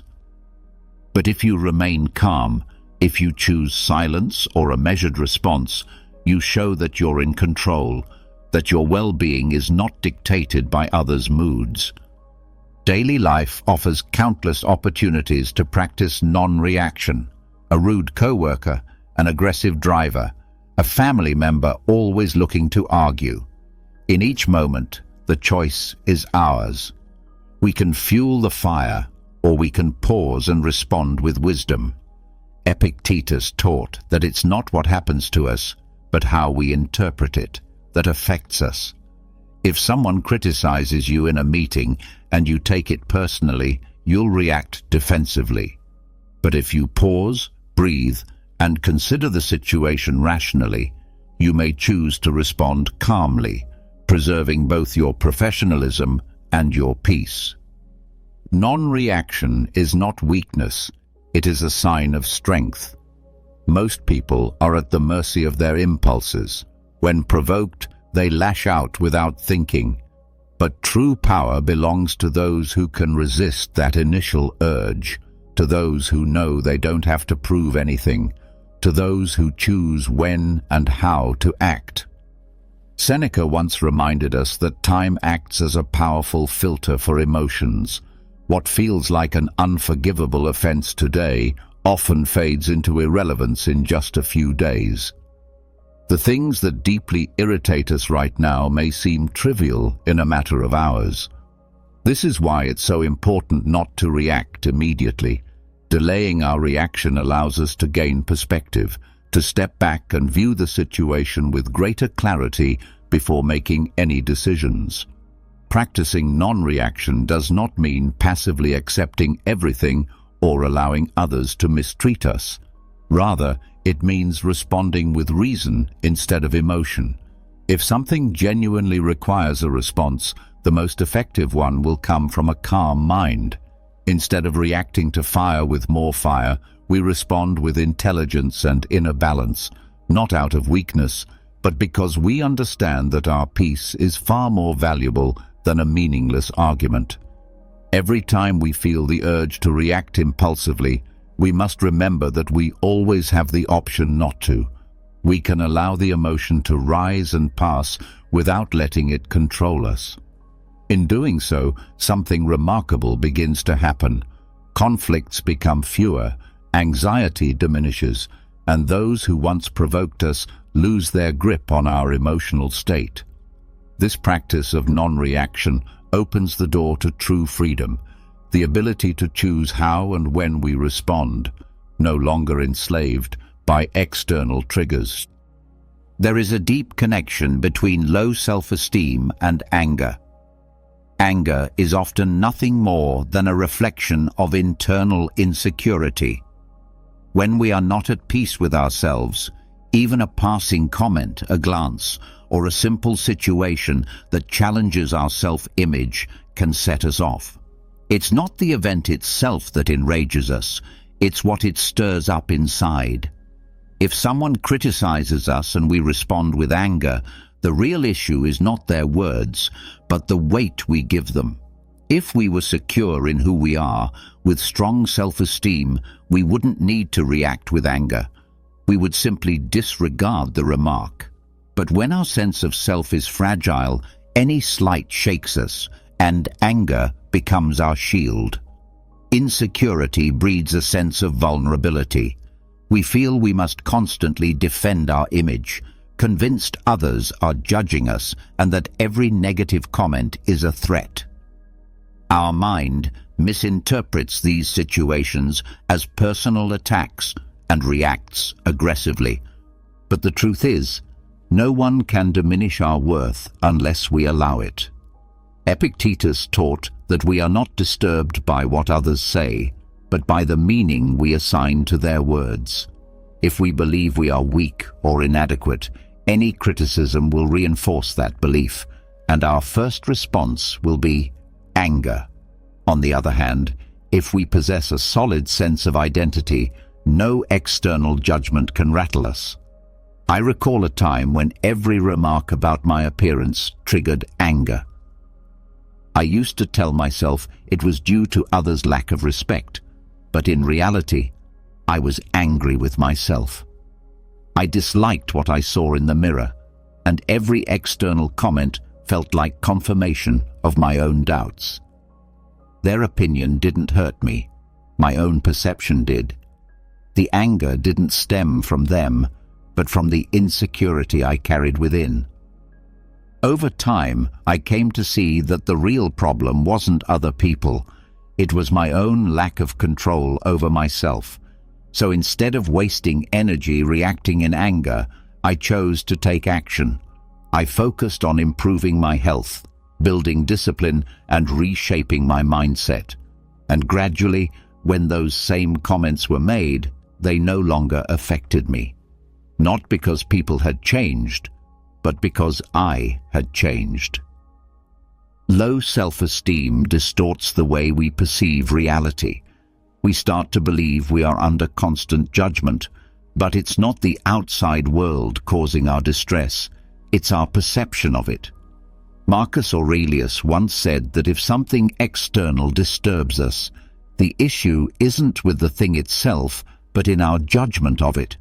So when someone says something that offends you, ask yourself why it affects you. Is it because deep down you fear it might be true? Do you carry doubts about yourself? Often, the answer is yes. Anger is a defensive reaction to that inner insecurity. But when we work on our self-worth, anger loses its grip on us. We become less reactive, more serene, and more focused on what truly matters. We no longer feel the need to prove ourselves to anyone because we already know who we are. The opinions of others cease to be threatening because our sense of value no longer depends on their approval. The Stoics teach us that real strength doesn't come from controlling others, but from mastering ourselves. Anger is a signal that something within us still needs healing. Instead of reacting impulsively, we can view those moments as opportunities to reflect, to grow, and to identify the parts of ourselves that still need attention. Every time you feel anger from a comment or a situation, pause. Ask yourself whether it's truly the external event that upsets you or if something deeper is being stirred. Use anger as a mirror to recognize where personal growth is still needed. When you build your self-esteem and take ownership of your life, anger becomes unnecessary. There is no insecurity left to defend, no fear to conceal. What remains is a calm strength, a sense of self that no longer needs to react to things that don't define it. Living with purpose is equally essential. Without a clear sense of purpose, life feels empty, chaotic, and directionless. You wake up each day without a compelling reason to move forward, just going through the motions of routine. This emptiness breeds frustration. A lack of purpose turns people into reactive beings, constantly irritated, quick to anger, and always on edge. Every inconvenience feels amplified because there is no greater vision to rise above the daily frustrations. Without direction, the mind becomes cluttered with noise and disorder, and in such a state, it's easy to fall into bitterness and anger. The Stoics understood that peace of mind comes from having a purpose that aligns with our values, a reason for living that makes us feel our life has meaning. When you don't have a defined purpose, every little thing becomes a distraction. Traffic frustrates you, people's words bother you, life feels unfair. But when you're working towards something greater, these things begin to lose their power over you, not because they disappear, but because your focus shifts. Marcus Aurelius said that each of us must ask ourselves, why am I here? What truly matters to me? Once you have clarity on that, the small frustrations of life stop controlling you. You stop wasting energy reacting to every annoyance because you're now investing your energy in something meaningful. I remember a time when I felt completely directionless, trapped in a monotonous routine, doing things that brought me no fulfillment. I was irritable all the time. Every little problem felt enormous because I had no deeper reason to get out of bed in the morning. I was living on autopilot, letting circumstances dictate my emotional state. But everything changed when I discovered my purpose. I committed to creating content and sharing ideas that could genuinely help others. That gave me a sense of meaning. Suddenly, the problems that once felt unbearable became just part of the process. They no longer frustrated me. I stopped being irritated by the small things because I was focused on something larger. Anger no longer felt like a natural response because my attention was on something more important. The Stoics teach that purpose is not something we find, it's something we define.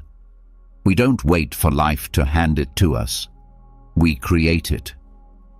Epictetus said, "It's our responsibility to decide who we want to become and what we want to contribute."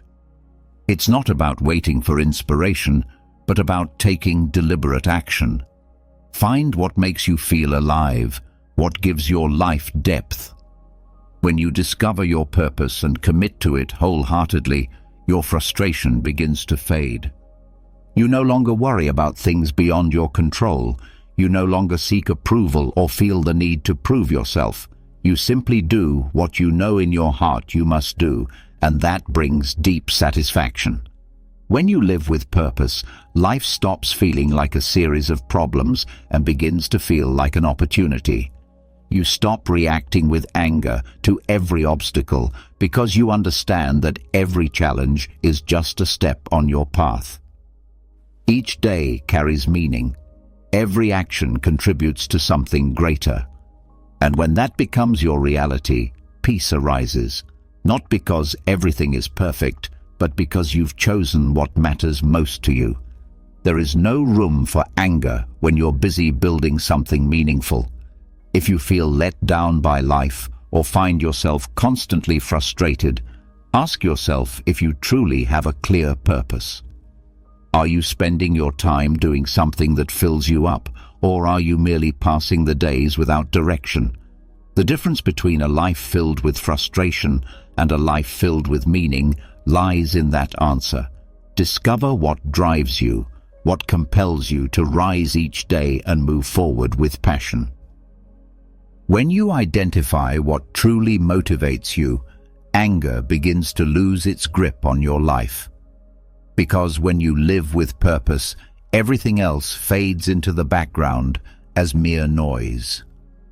Harnessing the power of neuroplasticity can help rewire your emotional responses. The brain is not hardwired into fixed patterns. Neuroplasticity allows us to reshape how we react to situations that once provoked anger or frustration. The idea that we are stuck with how we are is a falsehood we tell ourselves. The truth is, the brain is flexible. Like a muscle, it can be trained and strengthened in specific areas depending on how we use it. When we habitually respond to irritation with anger, we're reinforcing that reaction, making it automatic over time. But if we begin to respond with calmness instead, we slowly reprogram our brains to adopt a new, healthier reaction. It all starts with awareness.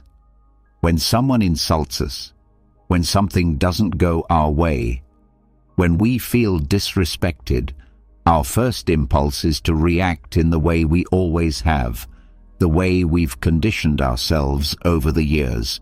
But the key lies in resisting that automatic response and consciously choosing a new one. By forcing ourselves to stay calm in those moments, we're paving the way for a new neural pathway to form. Initially, it feels unnatural, awkward, even fake, but with repeated effort, that new calm response begins to feel normal. Eventually, it becomes instinctual. I remember a time when my dog ruined something that was deeply important to me. My natural reaction would have been to yell, to explode in frustration, but in that moment, I made a conscious choice to do something different. I took a deep breath and reached out to pet my dog instead. It felt strange, as if I was suppressing my emotions, but in truth, I was teaching my brain a new lesson. That not every disruption requires an angry reaction. I repeated this choice again and again every time my dog did something that would have previously irritated me. Over time, something amazing happened. My natural reaction changed. The tension in my chest faded. I no longer had to fight my anger because my mind had been reconditioned. My brain had learned that these events weren't threats. They didn't require rage. Neuroplasticity reveals that we are not destined to be slaves to our emotions. We can redirect our impulses and allow calmness to become our default state. Every time we choose not to respond with anger, we strengthen the mental wiring of patience and composure. The more we practice this, the more automatic it becomes. Marcus Aurelius once said that we cannot control what happens to us, but we can control how we respond. This isn't just a philosophical ideal, it's a scientific truth. The brain adapts based on what we consistently practice. If we make serenity our habit, it eventually becomes our default response. This transformation isn't immediate. At first, the mind will fight to return to its familiar patterns.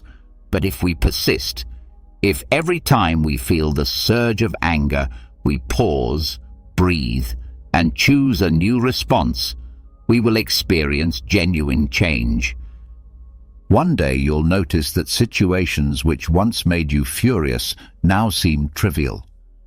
And it's not because you're bottling your feelings, it's because your brain no longer sees those situations as deserving of anger. Anger is a habit, just as calmness is. If we feed it, anger will grow stronger. But if we ignore it and instead nourish serenity, anger will weaken and eventually disappear. This isn't about pretending or suppressing how we feel. It's about retraining the mind to operate in a way that serves us, not sabotages us. If we want to become calmer, more centered, and wiser in our responses, we must commit to practicing this mindset every single day. With repetition, calmness will no longer require effort. It will simply be who we are. Love and gratitude have the power to overcome anger. Anger is a draining emotion. It wears us down and robs us of control over our minds. But two forces can dissolve it: love and gratitude. When we are caught in the grip of anger, our focus is locked on negativity, on what's wrong, on what annoys us, on what we think is unjust. But when we shift our attention to what we love and what we're grateful for, anger loses its strength. Not because the problems vanish, but because we stop feeding them with our energy. Love reconnects us with what truly matters. If we're angry with someone, we can ask ourselves, do I want to win this argument or preserve the relationship? When we truly love someone, being right becomes less important. Anger, at its core, is selfish. It seeks vengeance, validation.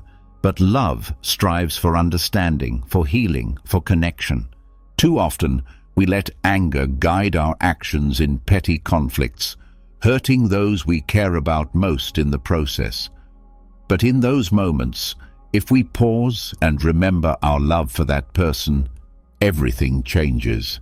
Our response shifts, not out of weakness, but out of clarity. Gratitude is another potent antidote. When we are truly grateful, anger cannot coexist.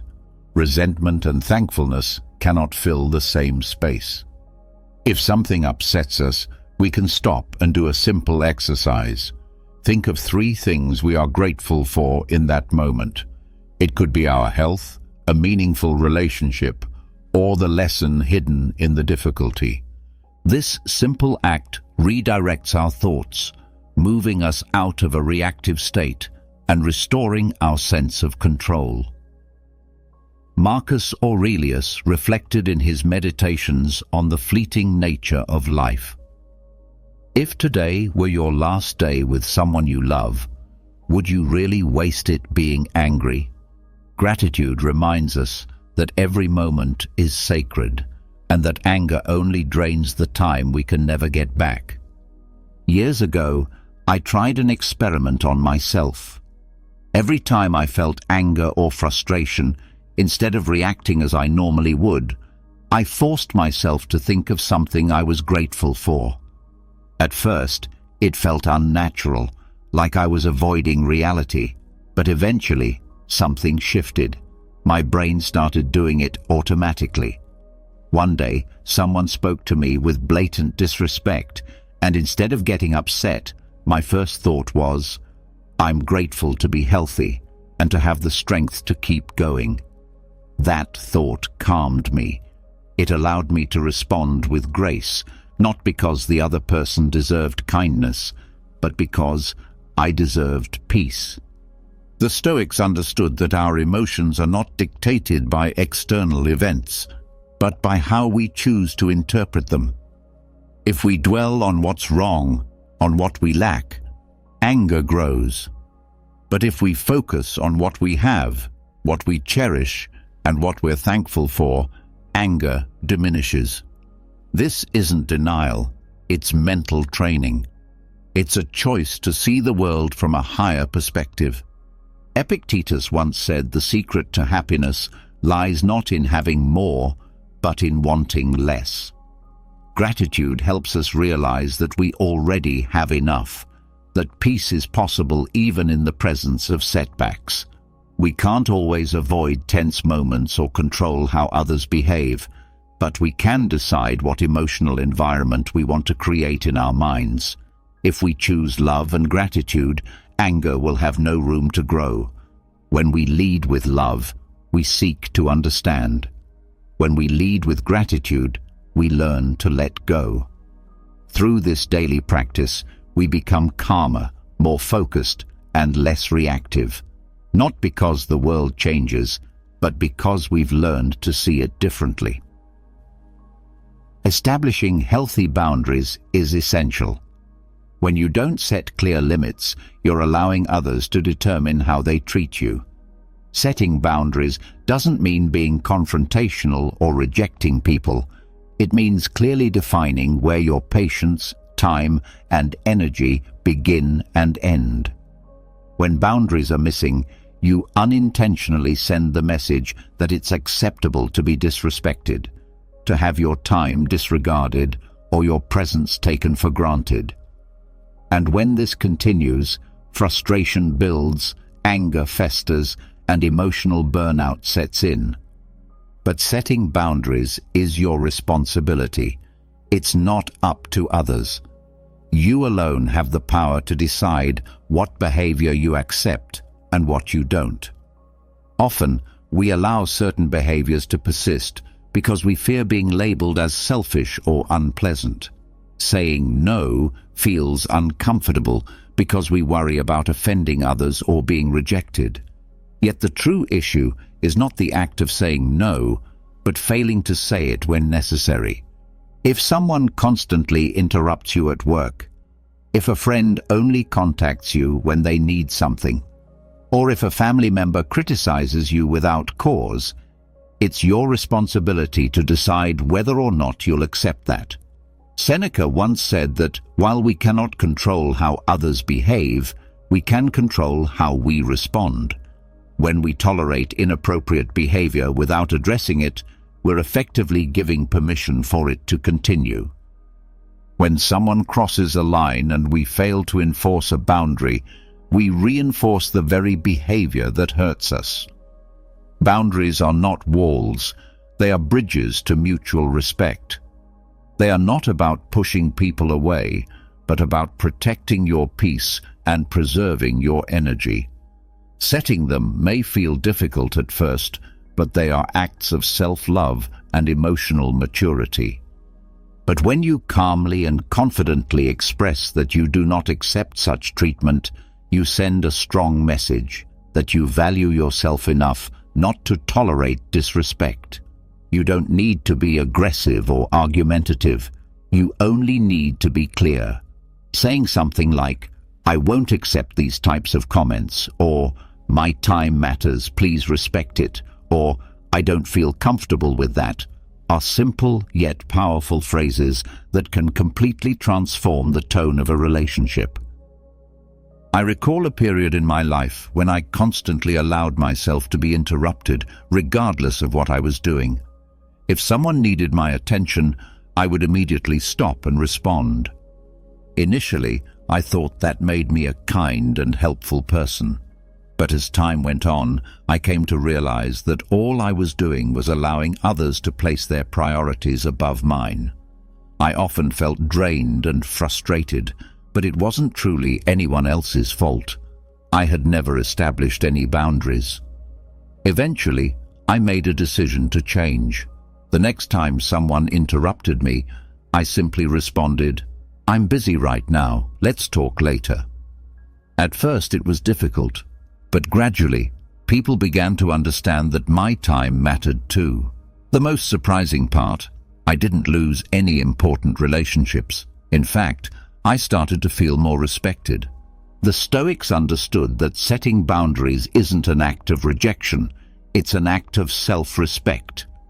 Epictetus taught that we must choose what lies within our control and what doesn't. We can't prevent others from attempting to cross our limits, but we can decide how we respond. If someone mistreats you and you remain silent, you're not practicing virtue. You're failing in your responsibility to protect your own well-being. Saying no is a courageous act, not because it's easy, but because it reflects that you honor and respect yourself. Setting boundaries is not about pushing people away. On the contrary, it helps build healthier relationships where both sides clearly understand what is acceptable. Often, people don't even realize they're crossing a line until you point it out. You can't expect others to guess what bothers you. You must tell them. And if, after you've expressed your needs, they continue to disregard them, then you have to consider whether you truly want that person in your life. Each time you choose not to set a boundary out of fear of conflict, you are accepting inner turmoil just to avoid external discomfort. You are willingly sacrificing your own peace just to dodge a difficult conversation.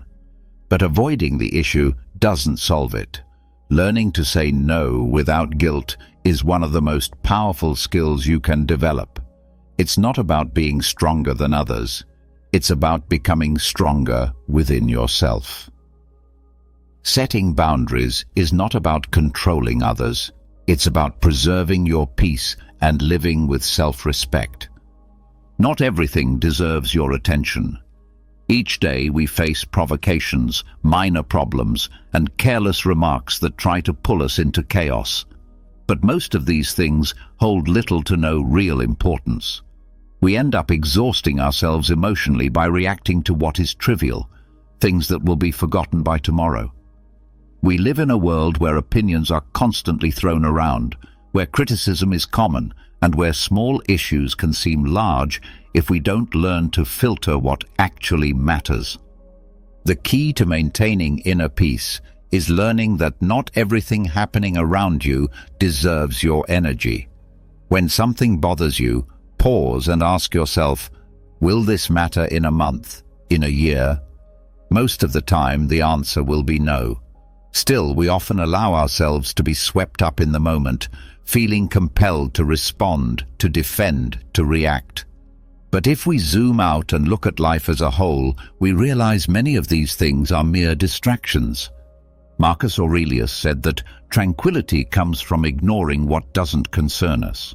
If someone insults you on the street, does it truly change anything in your life? If a stranger online criticizes you, does that have any real impact on who you are? Wasting energy on every small provocation only pulls us away from what truly matters. Imagine someone makes a rude comment about you. Your instinct might be to defend yourself, to prove your point. But what do you actually gain from doing so? It's unwise to invest your energy into a conflict that doesn't add value. A comment doesn't define your worth. A criticism doesn't determine your identity. If every time someone says something negative about you, you hand over your peace, you're giving emotional power to anyone who chooses to provoke you. Epictetus reminded us not to become prisoners of others' opinions. If something doesn't help you grow or meaningfully impact your life, then it likely doesn't deserve your attention. Many of the worries we carry are not even ours to begin with.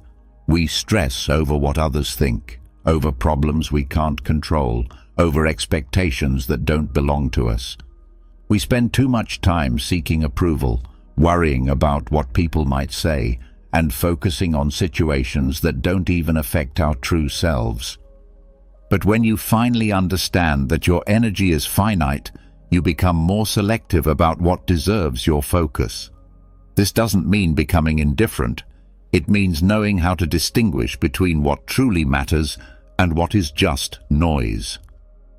I remember a time when any form of criticism deeply affected me. If someone questioned my actions, I felt an urgent need to explain, to justify, to prove myself.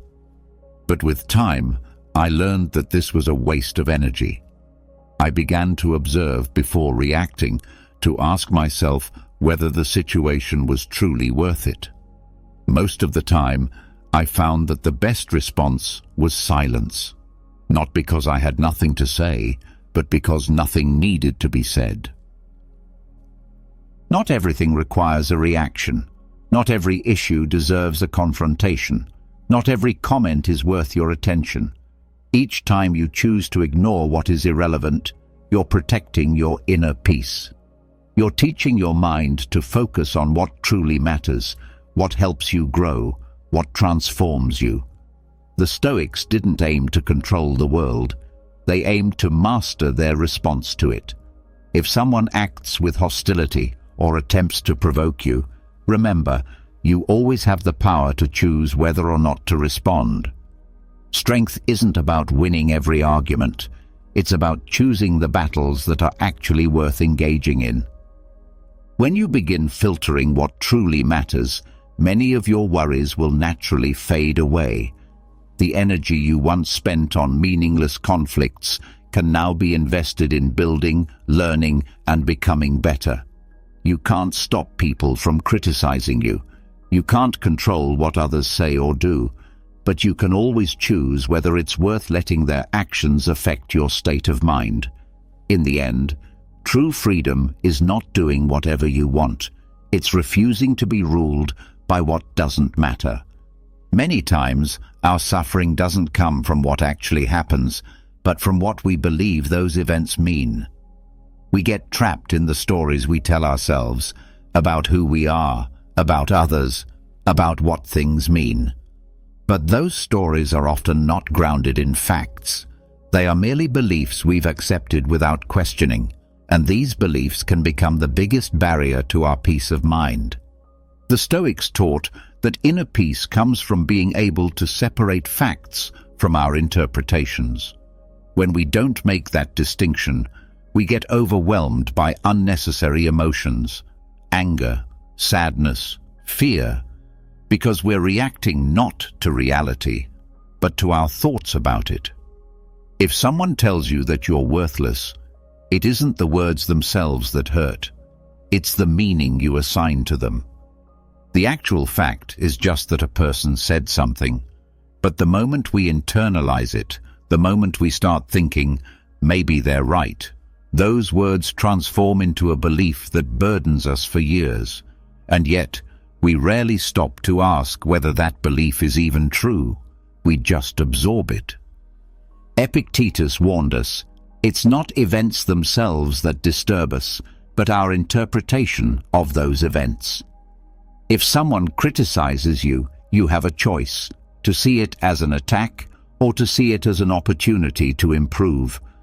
The difference lies not in what was said, but in what you choose to believe. The human mind is skilled at crafting narratives. We tell ourselves we're not good enough, that we don't deserve happiness, that we'll never change, and we treat these thoughts as if they're absolute truths. But where do these beliefs come from?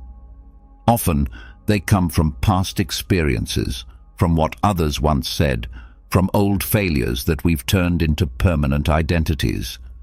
If we once failed, we tell ourselves we are failures. If someone rejected us, we believe we are unworthy of love.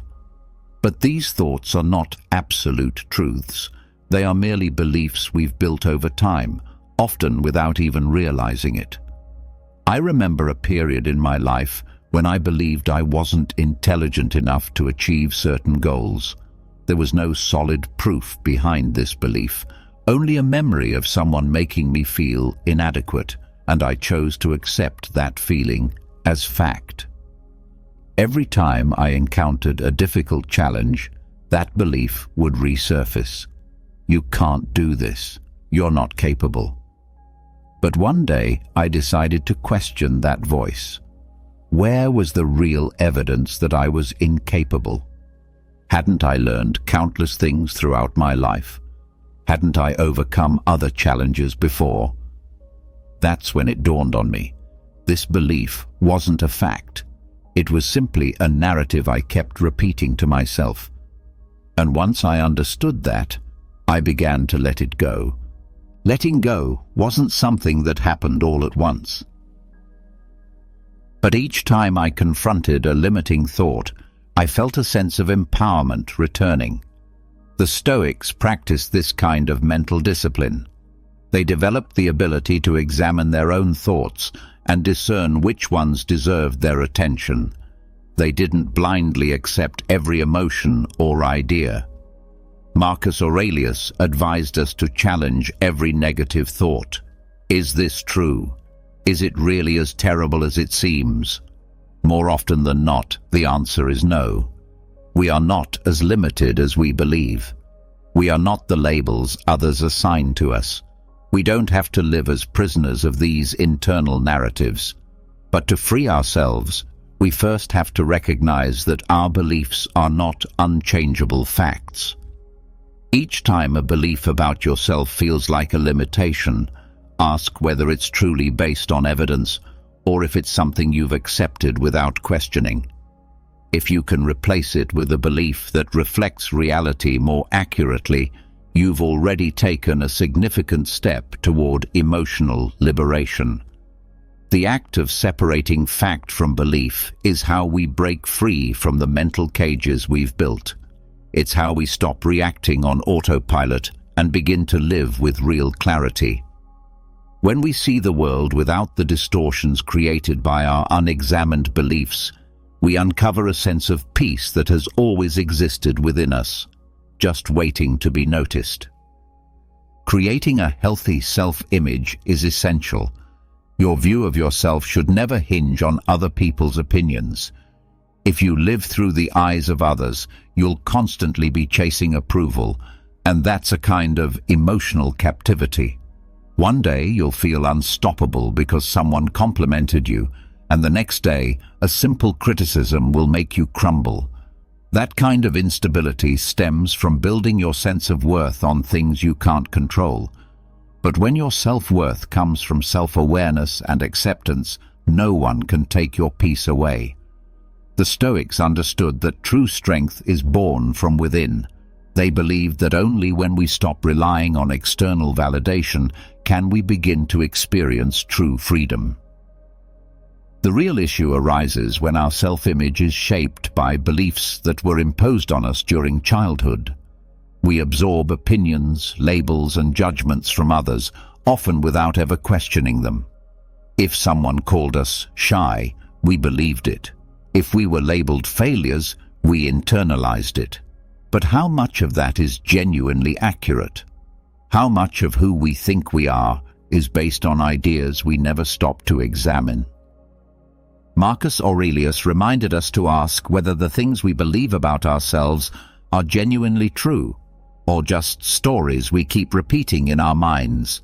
The key lies in self-knowledge, observing ourselves without filters, illusions, or self-deception.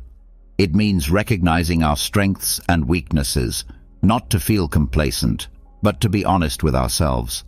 When someone criticizes you, the natural instinct is to defend yourself, to feel hurt, or to try to prove them wrong. But what if, instead of reacting, you paused and reflected?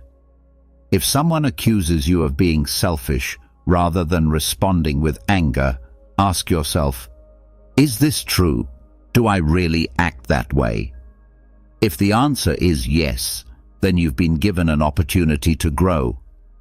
If the answer is no, then the criticism holds no weight, and you can move on without being affected. Epictetus taught that we shouldn't worry about what people say about us, only whether what they say is true. It's not the criticism itself that hurts us, but our interpretation of it. If your self-image is rooted in truth and strength, the words of others lose their power. For years, I struggled with trying to fit in, striving to be accepted based on how others perceived me. I tried to meet their expectations, molding myself into what I thought they wanted, but all it did was pull me further away from who I truly was. I made decisions based not on my desires, but on what I believed would gain approval. That constant effort to please left me exhausted, because it was never enough. There was always another opinion to satisfy, another standard to meet. Everything changed when I finally realized I could never control what others thought of me. I stopped trying to belong in spaces that didn't reflect my truth and began asking myself, who am I really? What do I want for my life? As I explored these questions, the need for external validation gradually disappeared. Self-acceptance doesn't mean giving up or settling for less. It's not about resigning yourself to who you are without striving to grow. It's about recognizing your intrinsic worth, independent of outside influences. When you fully accept who you are, flaws and all, successes and failures, you free yourself from the fear of judgment. You no longer need to prove anything. You no longer seek affirmation because you already know your value. And the most empowering part is this: when you stop chasing approval, you become more authentic. The people who truly matter will respect you for being yourself, not for who you pretend to be. Emotional freedom begins when you stop living according to other people's expectations and start living in alignment with your own truth. This doesn't mean ignoring every external opinion. It means learning to discern what truly matters. If you know who you are, if you're clear about your values and purpose, criticism loses its power over you. You begin to live with confidence and calm, no longer driven by the need to impress anyone. Not because you're perfect, but because you no longer require the world's validation to feel worthy. And in that clarity, you discover a peace that's always been within you. The idea of good and bad people is a false dichotomy. No one is entirely good or entirely bad. Every human being is a complex mix of strengths and flaws, moments of wisdom and episodes of weakness. But our minds have a tendency to simplify. We label people to make sense of them, to categorize them based on how they make us feel or how they behave in specific situations. This habit of labeling is not only inaccurate, but it also blinds us to the full reality of a person's character. When we reduce someone to a single label, we lose the ability to see them clearly. A person's actions may be generous or selfish, kind or unfair, but these behaviors do not define the whole of who they are. Someone who acts cruelly today may show incredible compassion tomorrow. A person who has made serious mistakes may also do immense good. Marcus Aurelius urged us to see people for what they truly are, fallible human beings shaped by their experiences, their fears, and their past. No one is entirely one thing. No one should be judged solely by their best or worst moment. Understanding this can help free us from the emotional burden of judgment. When someone hurts us, our first reaction is to label them as cruel or unjust and to wish for retribution. But how often do we pause to consider what may have driven their behavior? This isn't about excusing harm, but about recognizing that most people don't act out of pure malice. They act from confusion, fear, or pain. Epictetus taught that people act based on the limits of their knowledge and understanding. Someone who disrespects others might simply not know any better way to interact. Someone who betrays might be acting out of a lifelong fear of abandonment. That doesn't mean we have to accept being treated poorly, but it does mean we don't have to take it personally. People respond to their environments, their upbringing, and the emotional tools they've been given. A person can be loving to their family and ruthless in their career. They can be kind to friends and indifferent to strangers. These contradictions don't make them evil, they make them human. We've all had moments we regret, times we've spoken out of anger, acted selfishly, or made choices we wish we could take back.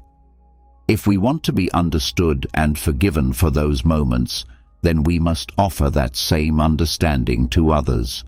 When we stop labeling people as simply good or bad, our relationships improve.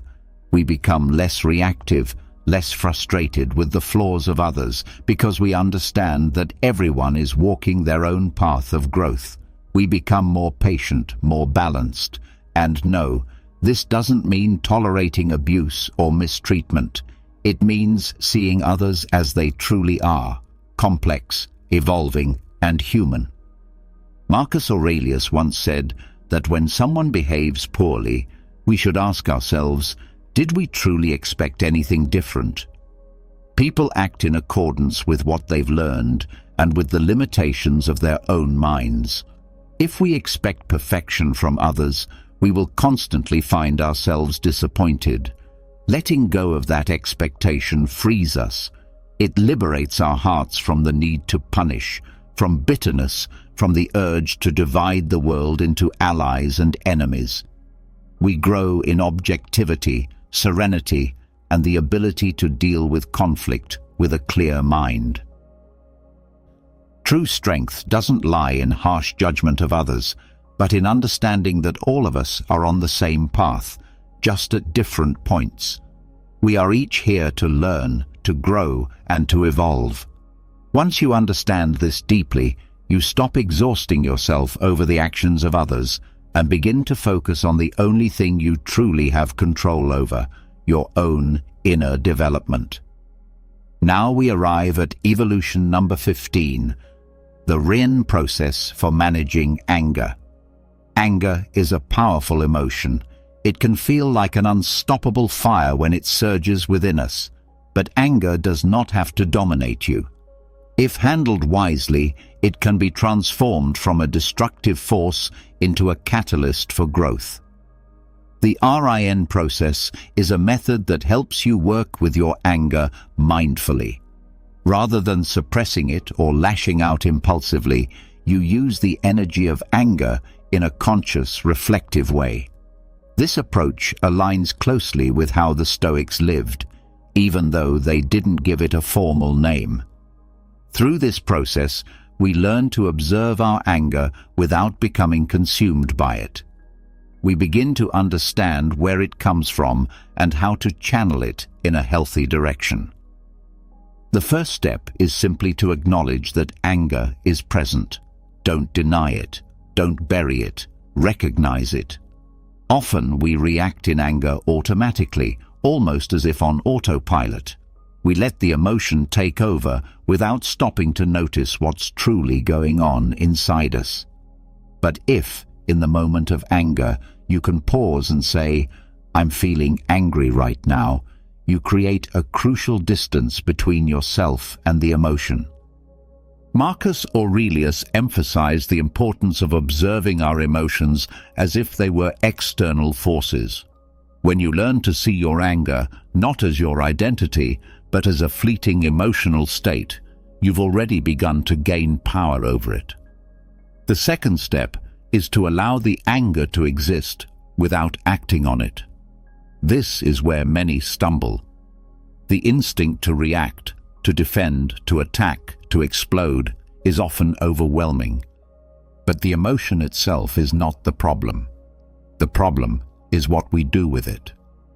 The Stoics taught that emotions should not be denied, but lived through with awareness. If you feel the anger building, don't resist it. Just observe it. Stay present. Breathe. Notice the energy in your body, but remain conscious. Seneca wisely said that the initial shock of anger is unavoidable, but everything after that is your choice. If you can stay with the emotion without letting it drive your behavior, you are already ahead. The third step involves looking deeper into the root of the anger. Instead of remaining stuck at the surface, ask yourself what is really behind the emotion. Often, anger is not the core issue. It's a signal pointing to something more profound. It may be fear, insecurity, disappointment, or unresolved pain.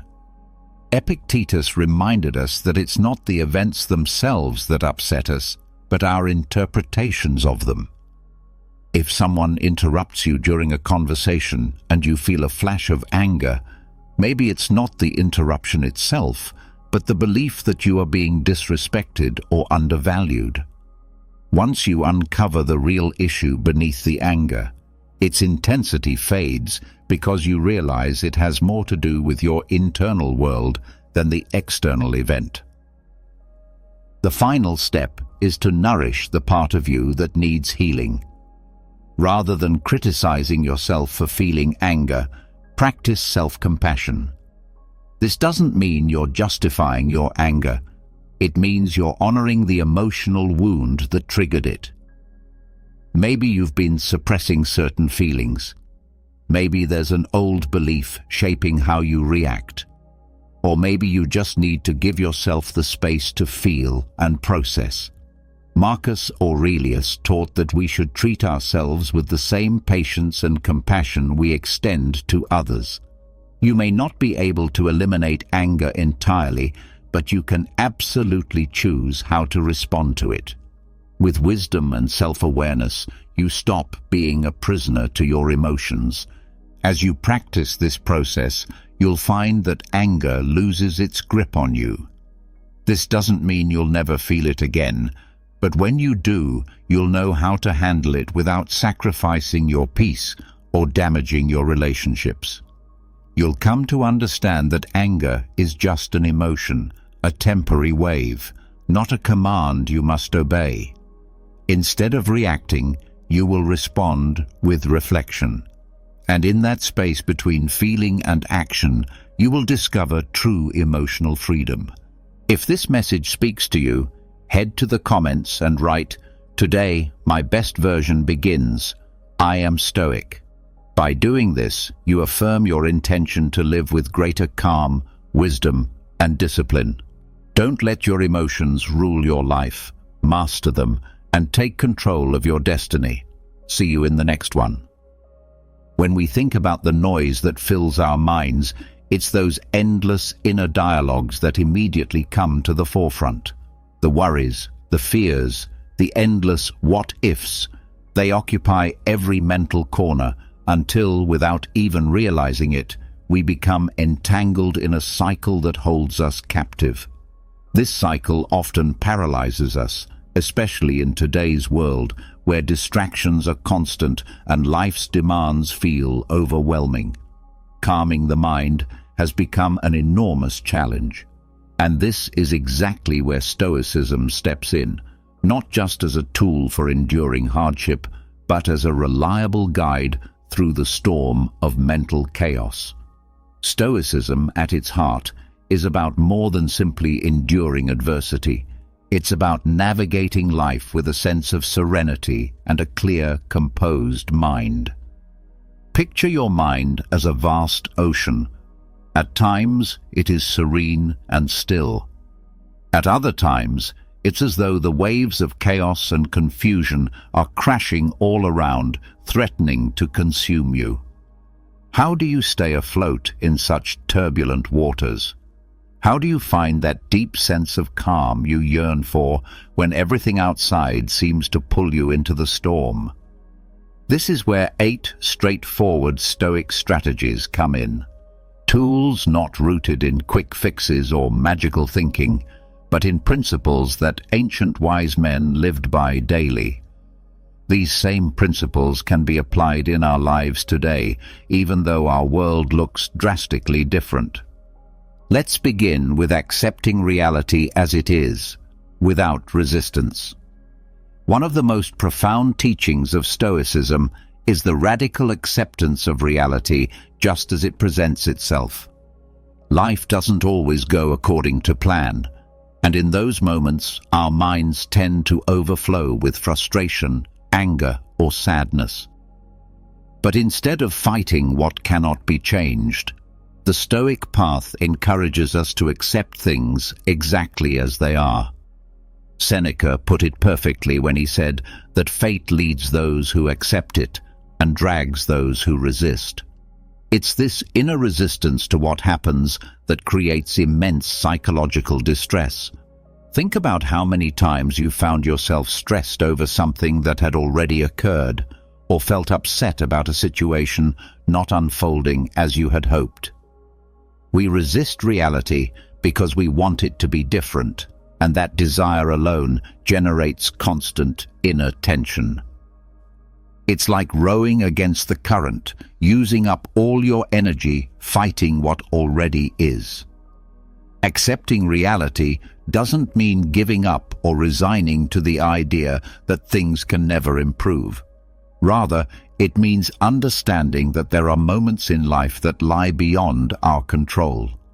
Stoic acceptance is about releasing the inner resistance that drains us, and once we do that, the mind begins to relax. It's like ceasing to wrestle with reality and instead learning to move with it. Many times, we hesitate to accept unpleasant situations because we fear that acceptance means we're okay with them, or that we're allowing them to affect us without protest. But in truth, acceptance is about creating mental space. When you accept what's happening, you remove its power to dominate your emotions. From that calm space, you gain clarity and can make better decisions. Here's a simple example. Imagine you're stuck in traffic and realize you're going to be late for a very important meeting. You have two choices. You can mentally resist the situation, curse the traffic, feel overwhelmed and angry, which changes absolutely nothing. Or you can accept where you are, recognize there's nothing you can do to change it in that moment, and shift into a calmer state. The first reaction fills your mind with unnecessary noise. The second gives you the mental peace to handle the situation as effectively as possible. Acceptance is like a muscle. The more you use it, the stronger it gets. Each time you encounter something beyond your control, remember Seneca's wisdom. Ask yourself, am I letting this situation drag me down, or am I allowing it to guide me? By accepting what cannot be changed, you reduce mental friction, and that inner tension begins to dissolve. Marcus Aurelius understood this principle well when he wrote, "The universe is change. Our life is what our thoughts make it." If we constantly resist change, we set ourselves up for continual frustration. But if we embrace change as a part of life, we unlock a surprising sense of peace. Life isn't defined solely by what happens around us, but by how we choose to interpret and respond to those events. Accepting what is, without resistance, is one of the most powerful ways to bring calm to the mind. It frees you from the torment of wishing things were different, allowing you to redirect your focus toward what truly matters, your mindset and your response. Next comes practicing full presence, mindfulness in the now. This is where Stoicism reveals its true transformative power. Marcus Aurelius, one of Stoicism's most well-known philosopher-emperors, wrote in his Meditations that people waste away when they allow their minds to drift through the past or the future. The present, he reminds us, is the only moment we truly possess. And although this idea sounds simple, it can profoundly change how we experience life. Why? Because the mind has a habit of traveling back and forth, reliving the past or worrying about the future. We replay moments, wondering why we said certain things or wishing we had acted differently. We worry about outcomes that haven't even happened, wondering, what if I fail? Or what if things go wrong?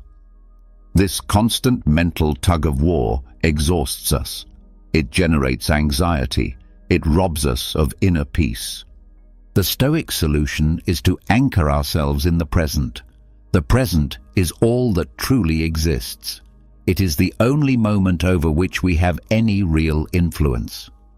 Everything else, our memories, our anticipations, is just mental projection. The more time we spend mentally elsewhere, the further we drift from clarity and peace.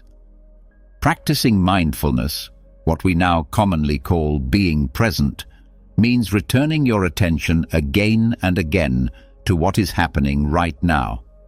It doesn't mean ignoring the past or avoiding thoughts of the future, but it does mean becoming aware of when you're lost in them and gently guiding your mind back to the here and now. This is a practice. At first, it can feel unnatural because our minds are so conditioned to wander.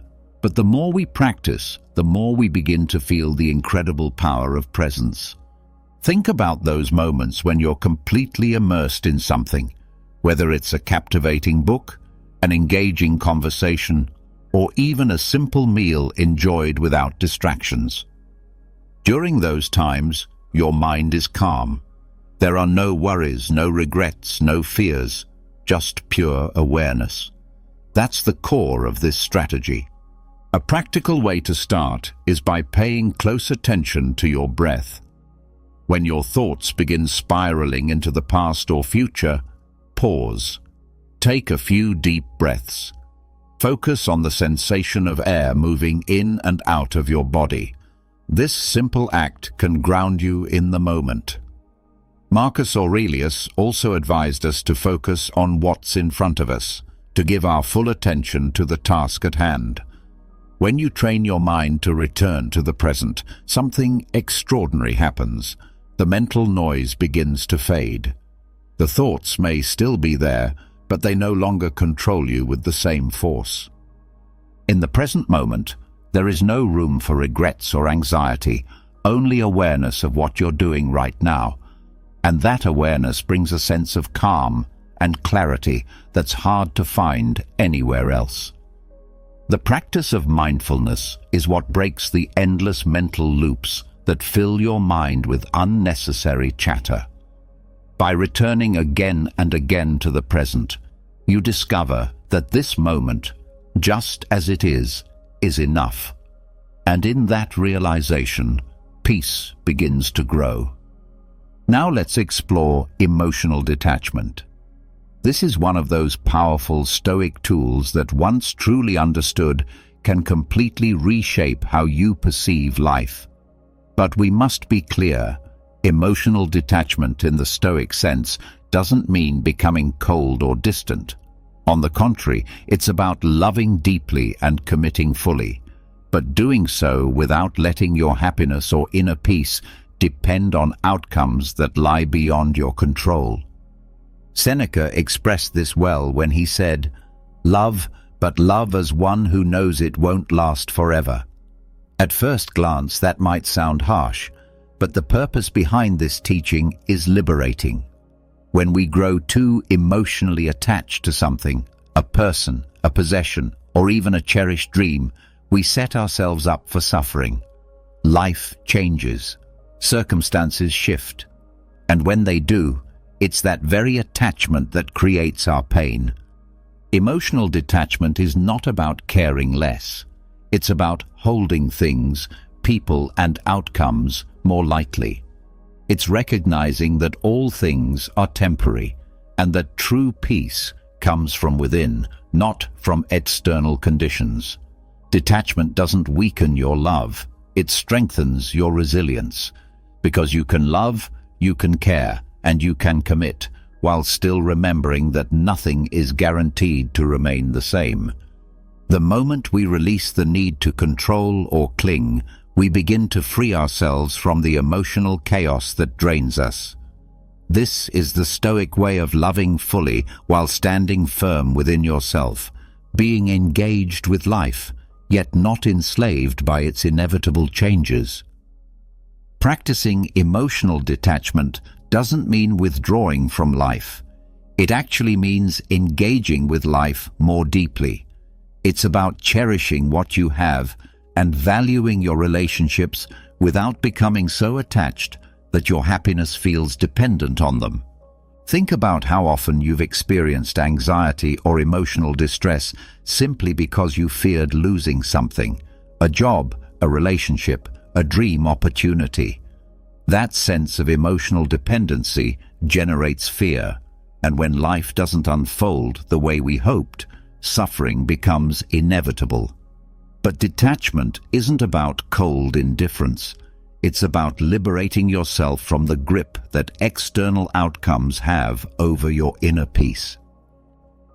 The Stoics believed that it's entirely possible to love and appreciate something deeply while simultaneously recognizing its impermanence. When you cultivate this kind of emotional detachment, your mind begins to quiet down. You're no longer tormented by the fear of losing what you hold dear. You begin to live in the present, grateful but grounded, fully aware that nothing is guaranteed to last forever. Consider a common, everyday example: attachment to material possessions. Imagine owning a car you absolutely love. It's perfectly fine to care for it and enjoy it. But if you become overly emotionally attached, something as small as a scratch or mechanical issue can throw off your entire day or even your week. Practicing detachment would mean saying, "I value this car, but I understand that it is just a possession. If I lose it tomorrow, I'll still be okay." This mindset doesn't just ease your anxiety, it shifts your entire perspective, allowing you to relate to your belongings in a healthier, more balanced way. Epictetus offered powerful wisdom on this subject when he said, "Never say of anything, 'I have lost it,' but 'I have returned it.'" The idea is simple yet transformative. Nothing truly belongs to us forever. Everything is part of the natural cycle of life. Rather than seeing a loss as something being taken from you, see it as something returning to where it came from. Adopting this mindset radically changes how you process and respond to loss, whether it's something big or something small. As you begin to live with emotional detachment, you'll find that the situations which once filled you with anxiety and stress begin to lose their intensity. It doesn't mean you've become indifferent. It means you no longer give those situations the power to dictate your peace of mind. You begin to understand that true happiness and lasting calm come from within, not from what you possess or who surrounds you. Detachment opens the door to incredible mental freedom. When you're no longer emotionally tethered to outcomes, you can fully enjoy the moment, free from the constant dread of loss. And it is within that space of freedom that real peace is found. Reflecting on your day, every single day, is another practice the Stoics deeply valued. Marcus Aurelius, in his Meditations, would write down his thoughts, reflect on his actions, and analyze how he dealt with the challenges of his day. This wasn't just a ritual, it was a tool for growth and clarity. He encouraged himself and us to take an honest inventory at the end of the day. What did I do well? What could I have done better? What lessons can I carry into tomorrow? This habit of daily reflection is one of the most effective ways to soothe the mind and steer it toward constant improvement. Why? Because our minds are often overwhelmed, not only by the chaos of the world around us, but also by our own lack of self-awareness. When we don't take time to pause and examine our thoughts and behaviors, we fall into autopilot. We repeat the same mistakes, react in the same patterns, and often don't know why we feel stuck. Daily reflection is your opportunity to hit the pause button, to look within, and to regain control of your thoughts and actions. Imagine that before going to sleep, You spend a few quiet minutes revisiting your day. It's not about harsh self-criticism, it's about curiosity and honesty. How did you handle challenging moments? Were there times you remained calm? Did you make decisions you feel proud of? This nightly habit doesn't just help you correct your missteps, it also helps you recognize your victories. In a world that moves fast, we rarely take time to appreciate the good choices we make or the wisdom we apply in our daily lives.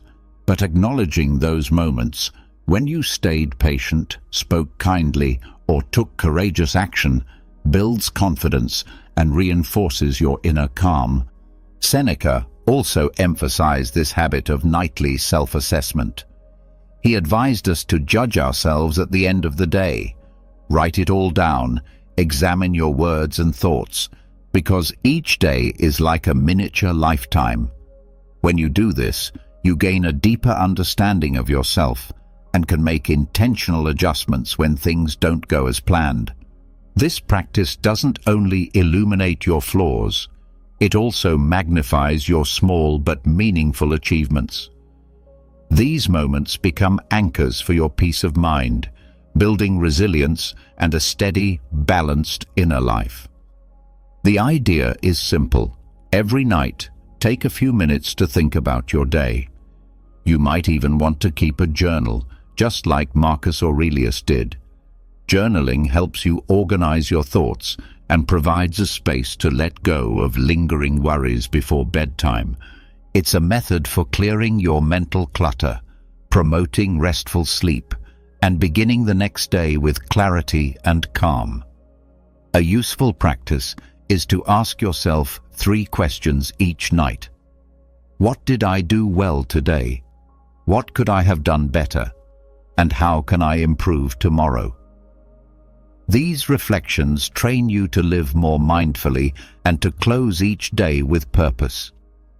Over time, this habit becomes a powerful cycle of self-awareness and continuous personal growth. When practiced consistently, daily reflection helps you correct mistakes, reinforce wise decisions, and keep your focus on what truly matters. It gives you a sense of control over your emotions and your life, which naturally reduces stress and anxiety.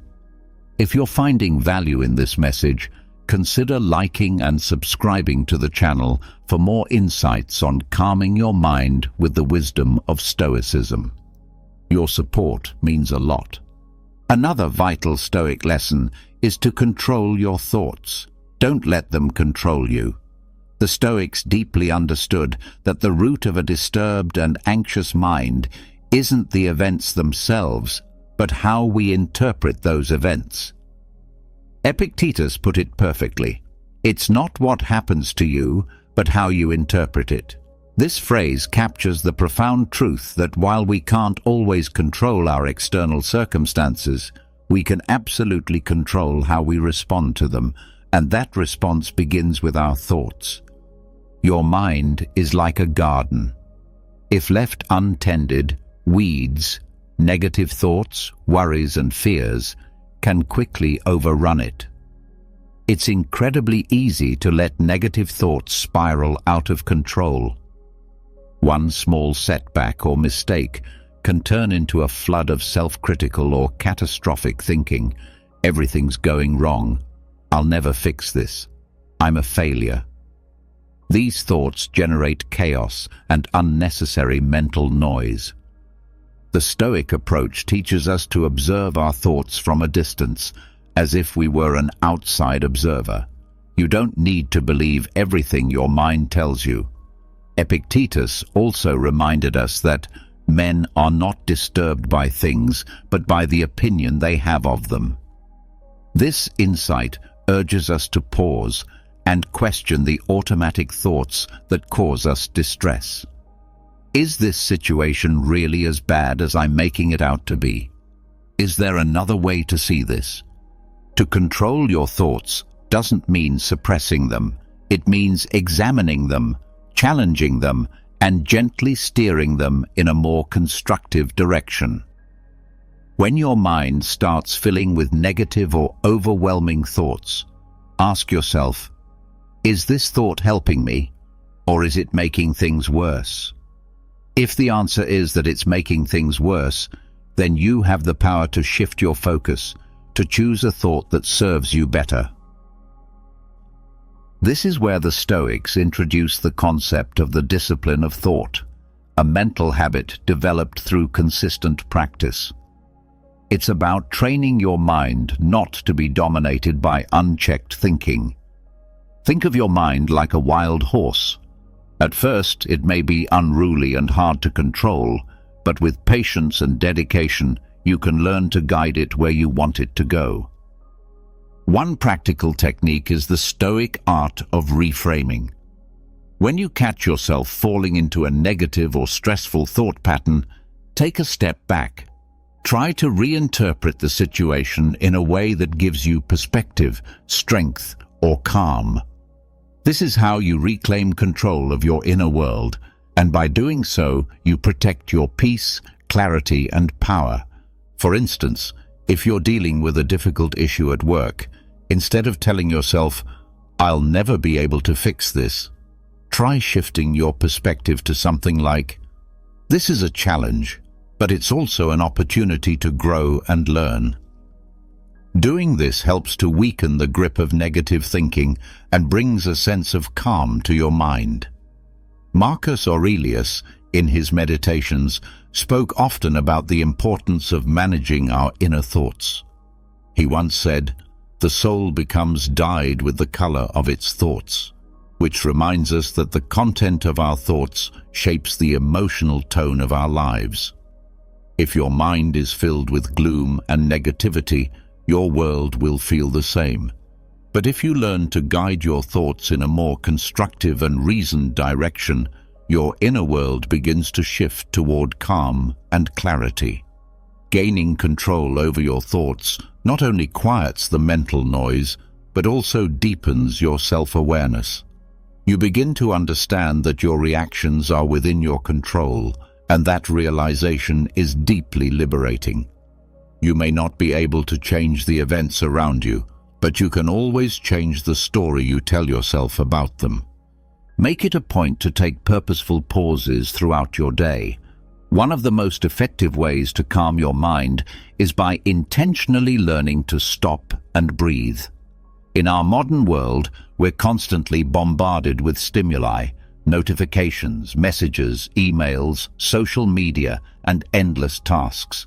Without even realizing it, we get swept up in this relentless pace, where the idea of taking a break feels almost like a waste of time or a luxury we can't afford. But the Stoics offer a different perspective. To them, pausing isn't optional.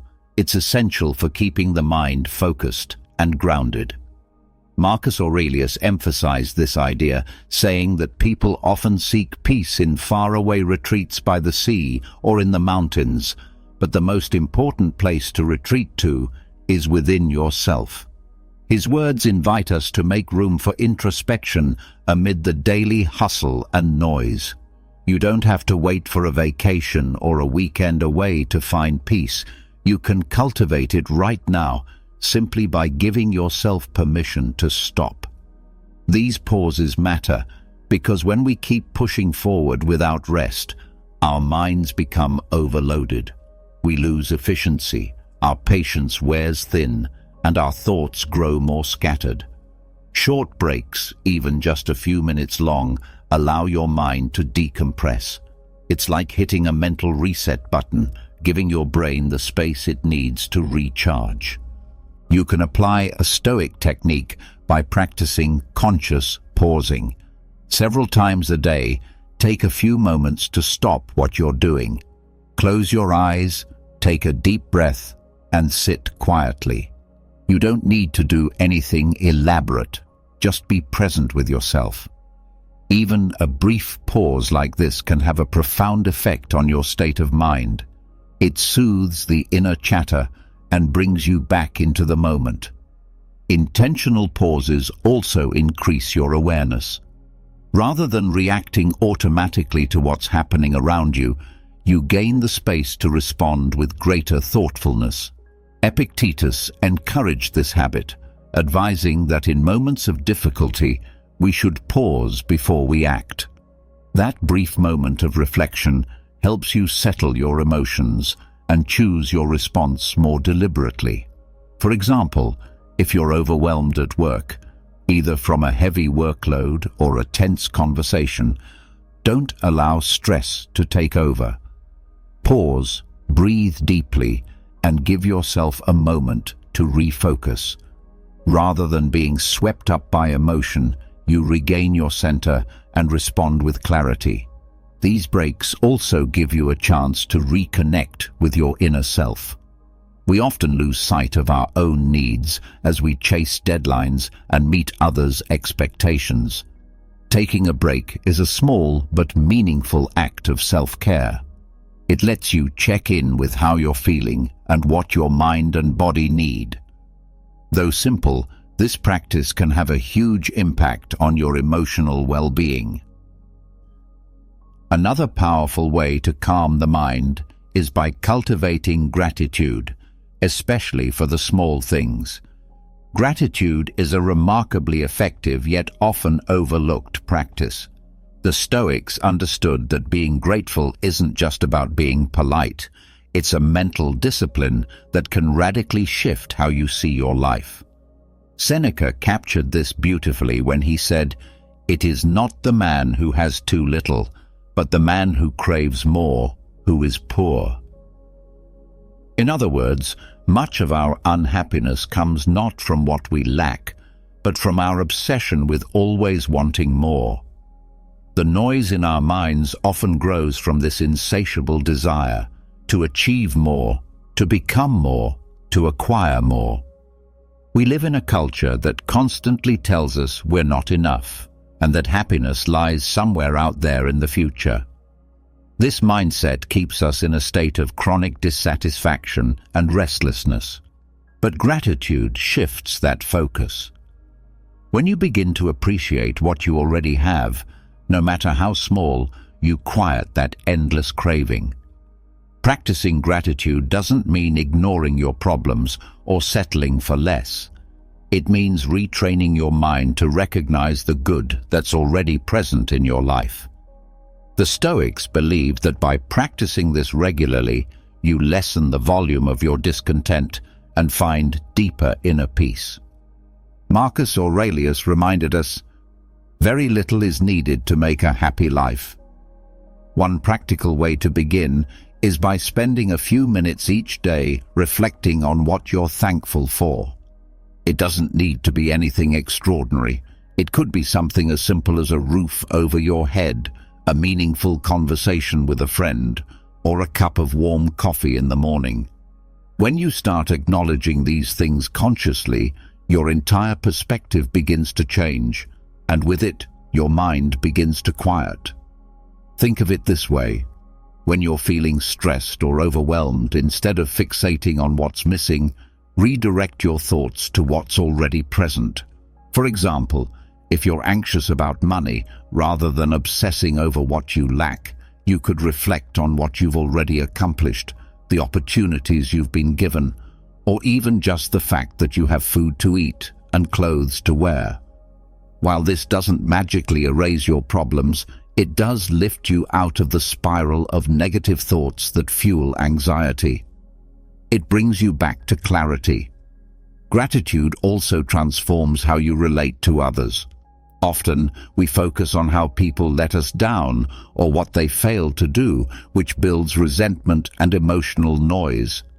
But when you start appreciating even the small things that people do, your relationships improve and you feel more at ease. Ultimately, gratitude is a way of recognizing that even though life may not be perfect, there is always something to be thankful for. Seneca also emphasized that gratitude should not remain an internal feeling, it should be shared. Letting others know that you appreciate them strengthens your connections and adds a sense of harmony to your mental environment. Learning to release the past is also crucial for mental clarity. One of the most persistent sources of inner turmoil is our attachment to past events, whether it's mistakes we've made, missed chances, or painful experiences. Our minds can easily get stuck in loops, rehashing things we can no longer change. This habit creates unnecessary emotional weight. But the Stoics were clear about how we should approach the past. Epictetus advised us to remember that what has already happened is beyond our control, but how we respond to it now is entirely within our power. Letting go of the past doesn't mean pretending it never happened. It means accepting it for what it was and recognizing that we no longer have the ability to alter it. The past is fixed. Spending energy on regrets or what-ifs only creates more anxiety and stress. By learning to release these thoughts, you give your mind space to find peace. Clinging to the past is like carrying a backpack full of heavy stones. Each regret, each painful memory, each mistake is another burden. Eventually, that weight becomes so overwhelming that it robs you of your ability to fully experience and enjoy the present moment. Stoicism invites us to drop that weight, not out of denial, but out of acceptance. When you stop carrying the emotional baggage of the past, you begin to walk more lightly, more freely, and with a mind that is clearer and more at peace. Stoicism teaches us a powerful lesson: to release the weight we carry from the past. It encourages us to drop that emotional backpack, to take the lessons from our mistakes without allowing them to imprison us. Seneca captured this truth beautifully when he said we must not let the past rob us of the present. And that's exactly what happens when we cling to what's already gone. We lose our ability to be fully present, to live completely in the now. Every time our thoughts spiral into regrets, I should have done this, or I shouldn't have said that, we are squandering the precious opportunity to experience peace and clarity in the current moment. So, how do we truly let go of the past? One of the first steps is to reflect on what keeps us emotionally tied to that memory. Is it a decision we regret? A situation that turned out differently than we hoped? Ask yourself honestly, can I change this now? If the answer is no, then it's time to release it. Letting go doesn't mean pretending the event never happened, nor does it mean we ignore the lessons it brought. But once we've absorbed the insight, there is no benefit in carrying the emotional weight any further. Forgiveness becomes essential in this process, not only towards others, but also towards ourselves. Often, we are our own harshest critics. The things we struggle to let go of are usually our own past mistakes. But this is where Stoic wisdom offers comfort and clarity. We cannot go back and undo what was done. However, we do have the power to stop letting it control us. When we practice self-forgiveness, we lift the heavy burden of guilt and allow our minds the space to breathe, to rest. Epictetus wisely reminded us that learning is impossible if we are not willing to let go of our past errors. Holding on keeps us stuck in a cycle of regret, and if we continue to live in that space, replaying what went wrong, we block ourselves from moving forward into all the good we are still capable of. True learning emerges from acknowledging and accepting our failures, not from obsessing over them. A helpful exercise in this journey of release is visualization. Imagine those painful memories, those regrets, as if they were balloons in your hands.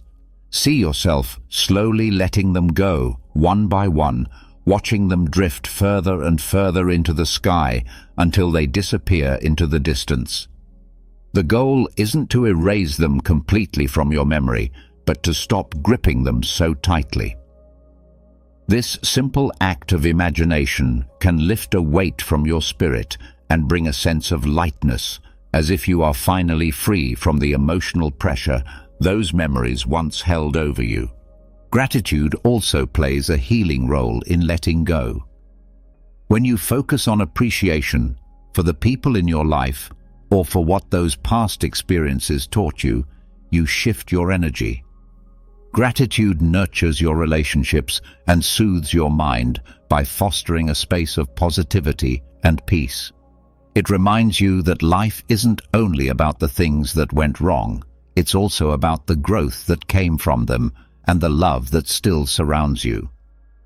Now, come along with me as we unravel the essence of Stoic wisdom and see how it can bring clarity and direction amidst the chaos of modern life.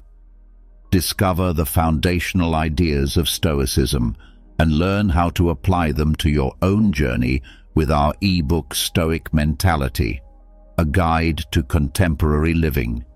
You can find the link to it in the first pinned comment below. Let's begin. Everyone wants to see you succeed, but some only pretend to. Others will actively root for your downfall. That's why it's essential to learn self-reliance and remember that you are mortal. If you don't become independent and capable, the consequences later can be deeply painful. Let go of worrying about what others think. Really, who cares? Keep your thoughts to yourself and steer clear of fools. Their mindset is contagious. Some of your friends want to see you do well, just not better than them. The rest? They simply don't care. Learn to say yes and mean it. Don't agree to things just to make others feel comfortable. Always consult your own conscience before making commitments. Many people won't truly value you, especially when they see you as competition. Rule your life with your mind, not your emotions. Think back. Every poor decision you've made was likely driven more by emotion than reason. Always listen to your instincts. In ways you don't even realize, they understand things you haven't yet figured out. Know your worth and never put yourself on clearance. When you lower your value, others will too. Time moves fast. Be grateful. No matter how bad things seem, they could always be worse. Live like there's no tomorrow and focus on what you love. The money will come. Don't torture yourself with regret. No one is perfect. Stop chasing happiness. Focus on staying positive, and joy will follow naturally. Be mindful of those who say they love you. Many don't mean it. Often, they're using you. Trust yourself and trust your first instincts when making choices. Keep your expectations low when it comes to others, but always keep your standards high for yourself. Expecting too much from people is a formula for disappointment. Stay focused on your own growth. People will enter and leave your life. That's just how it goes. If you don't learn to control your mind, someone else will. Sometimes, the heartbreaks you experience are what finally clear your vision. Solitude is the price of growth. Be proud of yourself for surviving the days you thought would break you. Not everyone is going to like you, and that's okay. Stop oversharing. Most people don't care, and some are secretly hoping you fail. Be kind, but don't let people take advantage of you. It's better to be disliked for who you truly are than to be loved for pretending to be someone else. Don't destroy yourself trying to impress people who don't even have it together. Avoid those who make you feel alone, even when you're with them. Bad company is worse than no company at all. Make peace with your past so it doesn't ruin your present. Don't compare your life with others. You don't know the full story of their journey. Never underestimate how dangerous foolish people can be. No one else is going to figure out your life for you. It's your responsibility. Sometimes, everything can go wrong all at once, no matter how well you planned. If you're too nice, people will walk all over you. Be prepared for that. A negative phase can start out of nowhere. You have to be willing to swallow your pain and grow by yourself. Never let a single person be the source of all your happiness, because if they leave, they take your happiness with them. Trust carefully, not blindly. When you take on your friends' problems, you take on their burdens too. The smaller your circle, the fewer headaches you'll have. Never expect someone to catch you when you fall. Even if you're doing all the work for yourself, some people will still hurt you. But those rare few who are worth the pain, keep them close. Be proud of how hard you're trying. Don't look back. That's not the direction you're heading. Don't rely too heavily on anyone, because even your shadow disappears when you're in the dark. Focus on building your work and building your life. Work on yourself and build your fortune. In your lowest moments, you'll discover a lot. And remember, some of the best moments of your life still haven't happened yet. This is your world. Shape it, or someone else will.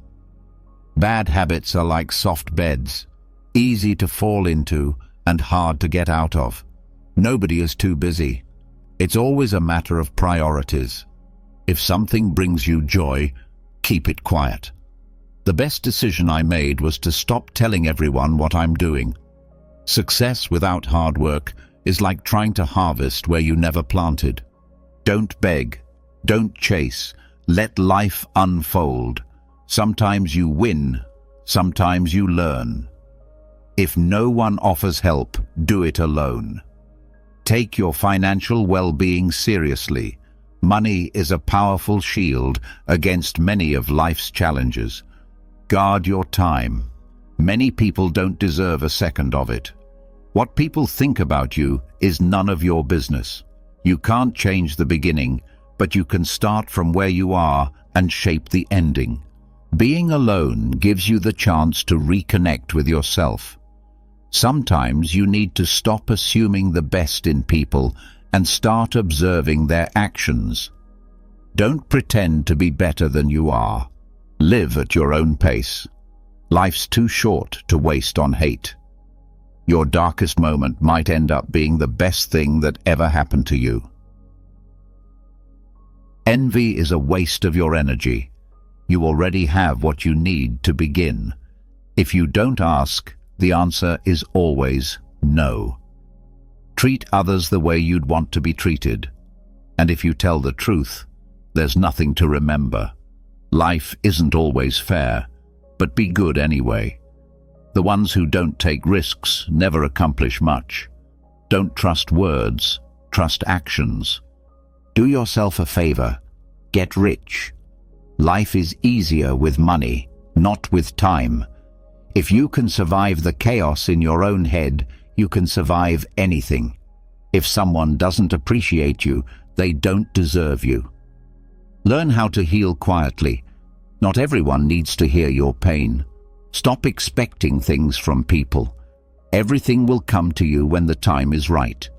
Be patient and trust the process. Failure is just a bruise. It's not permanent. Avoid gossip. It's poison for your mind.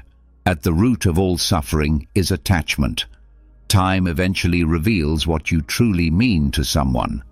Stress might be temporary, but the lessons it teaches you can stay with you forever. If someone tries to bring you down, it's because they're already below you. Money isn't everything, but it solves a lot. No matter how smart, successful, or attractive you are, no one likes arrogance. Humility means everything. Never feel ashamed of having a good heart. All the good you give out will return, and often multiply. Don't feel guilty for doing what's best for you. Choose your circle wisely. The fastest way to grow is to be around people who are better than you. Hope for the best. Prepare for the worst. People want to see you do well, just not better than them. No is one of the most powerful words you can use. Don't exhaust yourself trying to please everyone. In your darkest moments, you'll often be alone, but those moments will make you wiser, stronger, and more courageous. No matter how kind or respectful you are, some people will still speak poorly of you behind your back. If you spend your life building someone else's dream, you're sacrificing your own. No matter how much good you do, people will always remember your mistakes. To get somewhere new, you must leave something behind. If you stay too long, you'll end up with nothing but regrets. You may not realize it, but the people you love the most are often your biggest weaknesses. The hard times are a blessing in disguise. They open your eyes to all the good you once took for granted. If you're impatient, life becomes harder. Patience, on the other hand, works miracles. Trust is easy to lose and hard to rebuild. Worrying won't fix tomorrow's problems. It only steals today's peace. Don't fear making tough decisions. Those are usually the ones that shape you the most. The more you hold on to your past, the less likely your future will shine with promise. Taking action is 10 times more powerful than simply reading or planning. Real-world experience remains life's greatest teacher. Every relationship, whether we admit it or not, carries some degree of self-interest. At the core, we are all a bit selfish.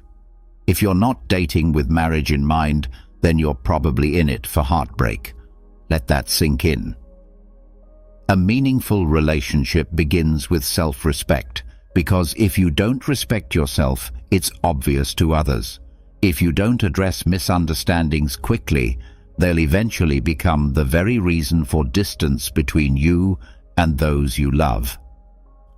The people you care about could leave this world at any moment. Cherish them. Nothing is ever as simple as it appears. There's no better way to secure your future than by saving money consistently. The magic of compound interest can quietly transform your life. While good things often come to those who wait, they usually suffer during the wait. Still, the journey, though long and painful, is entirely worth it. Whether it's a machine, a home, or a relationship, regular maintenance is always less costly than fixing things after they're broken. In many places, your level of respect correlates with your financial status. We shed tears over people, but with time, those emotions fade, and time doesn't stop or rewind. Time is everything, and someday it will define who you became. When it's all said and done, what will really matter is your health and what you accomplished.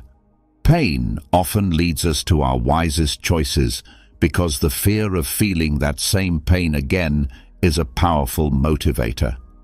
In your darkest hours, you'll begin to see things more clearly. The harder your past was, the more radiant your future has the potential to be. You're unlikely to live a truly comfortable life with just one income stream. You need to create more. Most of what you fear will never actually happen. You attract what you embody. So if you want to do better, you have to become better. Learn how to cook a few simple meals. It's a life skill that will serve you well. Patience isn't weakness, it's strength. Sometimes you have to let go of something good to make space for something even better. Never accept disrespect, not even from yourself. Listen more and speak less, because wisdom often comes wrapped in silence. Make a budget and stick to it.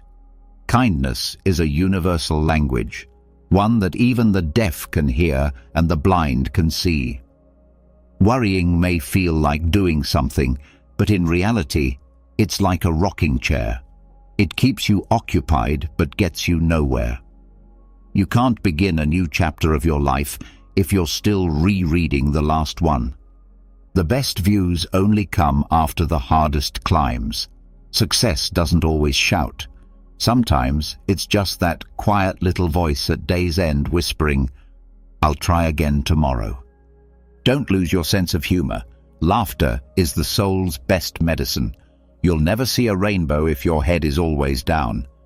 Pay off your credit card bills. It'll save you stress in the long run. The best revenge isn't anger, it's massive success. The more you give, the more life gives you in return. Tough times never last, but strong people do. The most precious currency isn't money, it's time. Spend it carefully. A ship might be safest in the harbor, but that's not why ships are built. How you treat others says more about you than it does about them.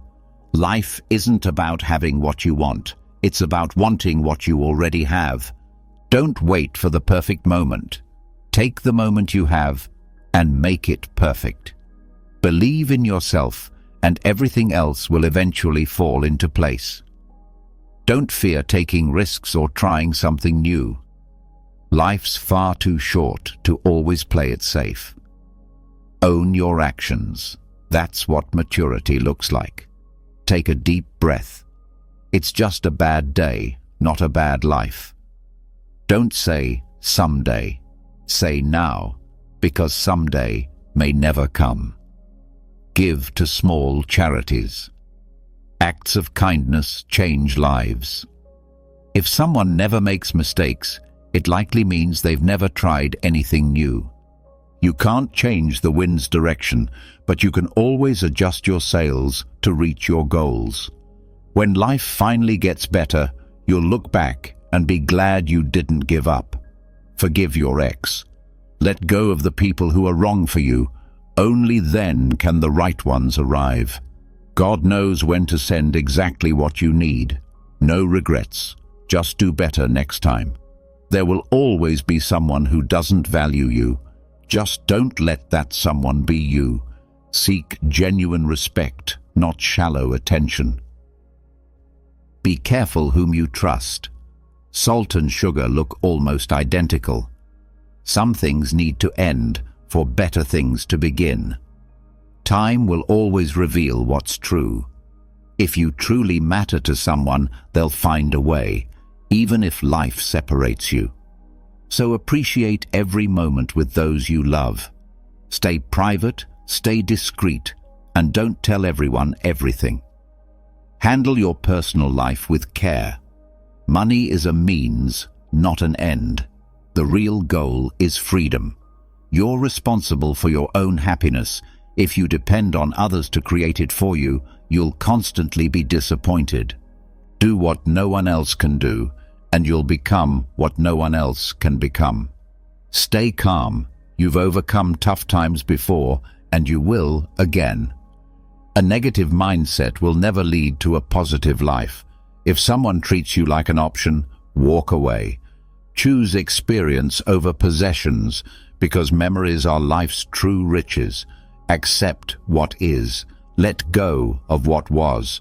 Trust in what will be. There are so many people who love you. Don't waste your energy on those who don't. You deserve everything: the career, the love, the family, the peace, the life. Your vision might be blurry now, but with time and patience, it'll clear up. Patience is your quiet ally. Never forget the people who stood by you in hard times. You are enough, just as you are. You have nothing to prove to anyone. No matter how painful your past was, you always have the chance to begin again. Sometimes you have to go through the worst to reach the best. You'll remain alone until someone sees your true worth. Take care of your body. It's a different kind of wealth. If you can make a woman laugh, you can make her believe anything. Hard times always show you who your real friends are. Better days are coming. Yes, you may wake up with a heavy heart some mornings, but remember, your strongest muscle and your worst enemy is your mind. Train it. Someone else's success doesn't diminish your own. Don't let the same people hurt you more than once. Accept that some people love to blame others. They'll even blame you for things you didn't do. Stop complaining. It's wasted energy. Besides, who's really listening? You can't control everything or everyone, but you can always control yourself. And that's even better. Always move at your own pace, not based on expectations from society, friends, or family. If the house is messy and the garden is wild this weekend, it's okay. In the future, you'll remember the fun you had, not the tidy home. Make time for joy. Learn to say, I don't know. Be frugal. Eat simple, real food. Avoid wheat and limit carbs. The more you learn, the more foolish small minds will seem. Pay close attention to people's red flags. Block them out early. It'll save you so much pain and wasted time. Never take on responsibilities that don't belong to you. Never compromise your worth. Trust your instincts. And above all, never take your loved ones for granted. Set firm boundaries. Be selective about who gets access to your life. If you truly want to grow, find someone worth serving. Service gives you experience, connections, and a reputation for reliability. True mastery only comes from practice. Buy and rent what you can afford. The fewer things you own, the lighter your life will feel. Life is rarely black and white. Often, there is no right or wrong choice. Sometimes, you just have to wing it. Don't walk away from someone just to teach them a lesson. Walk away because you've learned yours. Life is far from over, but it's also incredibly short. If there's something you want to do, don't put it off. But also, don't trade your long-term goals for short-term pleasures.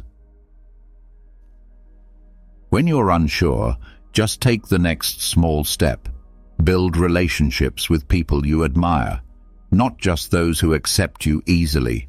Surround yourself with people whose values and habits you admire, not simply those who are easiest to connect with or who readily accept you.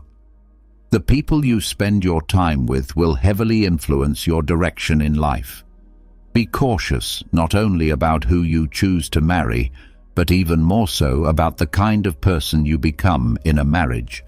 If you become a parent, understand that making mistakes is a necessary part of learning and growth. Don't wait too long to start. Time slips by quickly. The older you get, the harder it becomes to change your habits or direction. Aside from your family, most people don't care about your struggles or triumphs. Begin saving money now. Avoid the temptation to spend on extravagant homes, flashy cars, or maxed-out credit cards. In the long run, you'll find much more peace in financial stability. Life is rarely as terrible as it seems in the moment, and rarely as amazing as you hope it will be. Guard your health. Without it, nothing else matters. No amount of wealth can bring joy if you're constantly suffering physically or mentally. Aim to get married before turning 30, and if you want children, try to have them before 35. Work diligently and earn well before you hit 40, and strive to establish passive income sources by 50. Make it a goal to retire before 60.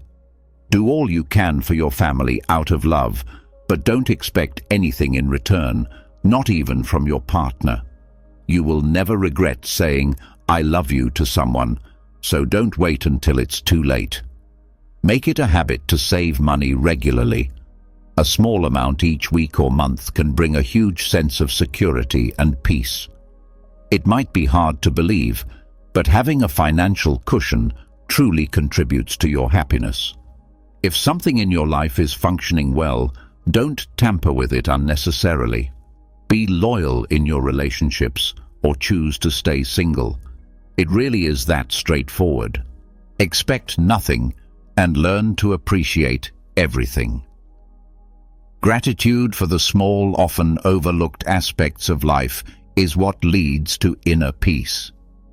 The harder you work, the more you seem to get lucky. Don't take things personally. People's actions are often reflections of their own inner battles. Forgive easily and be understanding, but don't allow yourself to be taken for a fool. Don't say maybe when you really want to say no.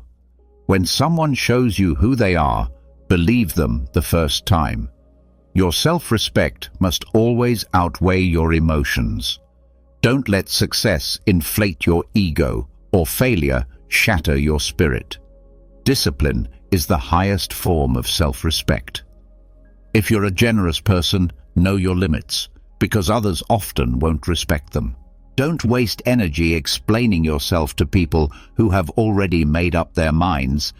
They'll only hear what aligns with their perceptions. Accept constructive criticism, but never tolerate disrespect. If there's something you truly want, don't give up. Waiting is hard, but living with regret is harder. When you're angry, remain silent until your emotions settle. In life, you always have 3 choices: watch things happen, make them happen, or be confused about what just happened. Stay strong, even when it feels like everything is falling apart. People will judge you no matter what, so be true to yourself. You don't have to win every argument. Sometimes, agreeing to disagree is the wiser path. Live with no regrets, just lessons. Don't worry, just accept. Let go of expectations and embrace gratitude. Life is fleeting. The calmer your mind, the clearer your thoughts. The more genuine interest you show in others, the more engaging you will seem to them. If you never allow yourself to fall, you're just slipping through life. Hatred is a curse. It doesn't wound the one it's directed at, but it deeply harms the one who carries it. Let go of resentment like it's poison. We suffer more from our imagined fears than from actual reality. People evolve. Love can hurt. Friends might walk away. Life may not always go as planned, but it continues. So must you. Learn to say no without guilt. Explain your boundaries when needed and strive to be a good person, but don't waste your time proving it. Share your dreams sparingly, especially not with everyone you call a friend. Trust carefully. Keep your goals private until they are achieved. If you want to be seen as trustworthy, be honest. No one will care about your aspirations the way you do. You are the only person responsible for bringing them to life. Let go of past pain, but never forget the lessons they brought you. Controlling others may seem like power, but true strength lies in mastering yourself. Even the kindest souls have their limits. The path you choose matters more than how fast you're going. Control your thoughts, or they'll control you. Keep your personal life private. Discretion is strength. Don't make life-altering decisions when you're overwhelmed by fleeting emotions. To reach your highest self, you must first be capable of enduring the lowest points. As long as you're breathing, there's no obstacle you can't outlast. Thinking you're always right leaves no room for growth. Be patient. The best moments often arrive unannounced. Never regret any day. Good ones bring happiness, bad ones teach you, the worst days offer wisdom, and the best give memories. Life is a single, irreplaceable opportunity. Use it wisely. Be authentically yourself. Not everyone has to like you, and that's perfectly okay. Free yourself from the pressure to follow society's advice. Many don't even know what they're doing themselves. It might hurt at first, but eventually it makes you stronger. It's okay to walk certain paths alone. Your goals are personal and sacred. The family you build can be even more meaningful than the one you were born into. Life is short. Live it fully. Love is rare. Embrace it when it comes. Anger is harmful. Face it honestly. Moments of sweetness. Cherish them deeply. Missing someone doesn't necessarily mean they belong in your life. Sometimes missing is just part of healing. As you age, attend as many funerals as your heart can handle and listen to what people say. They rarely speak of accomplishments. Instead, they remember the kind of person someone was during their lifetime. Make sure you have at least one person who offers honest feedback. Be kind, generous, and gracious, but don't let others take advantage. Clinging too tightly to anything will only bring anxiety. Life doesn't unfold the way we want just because we wish it to.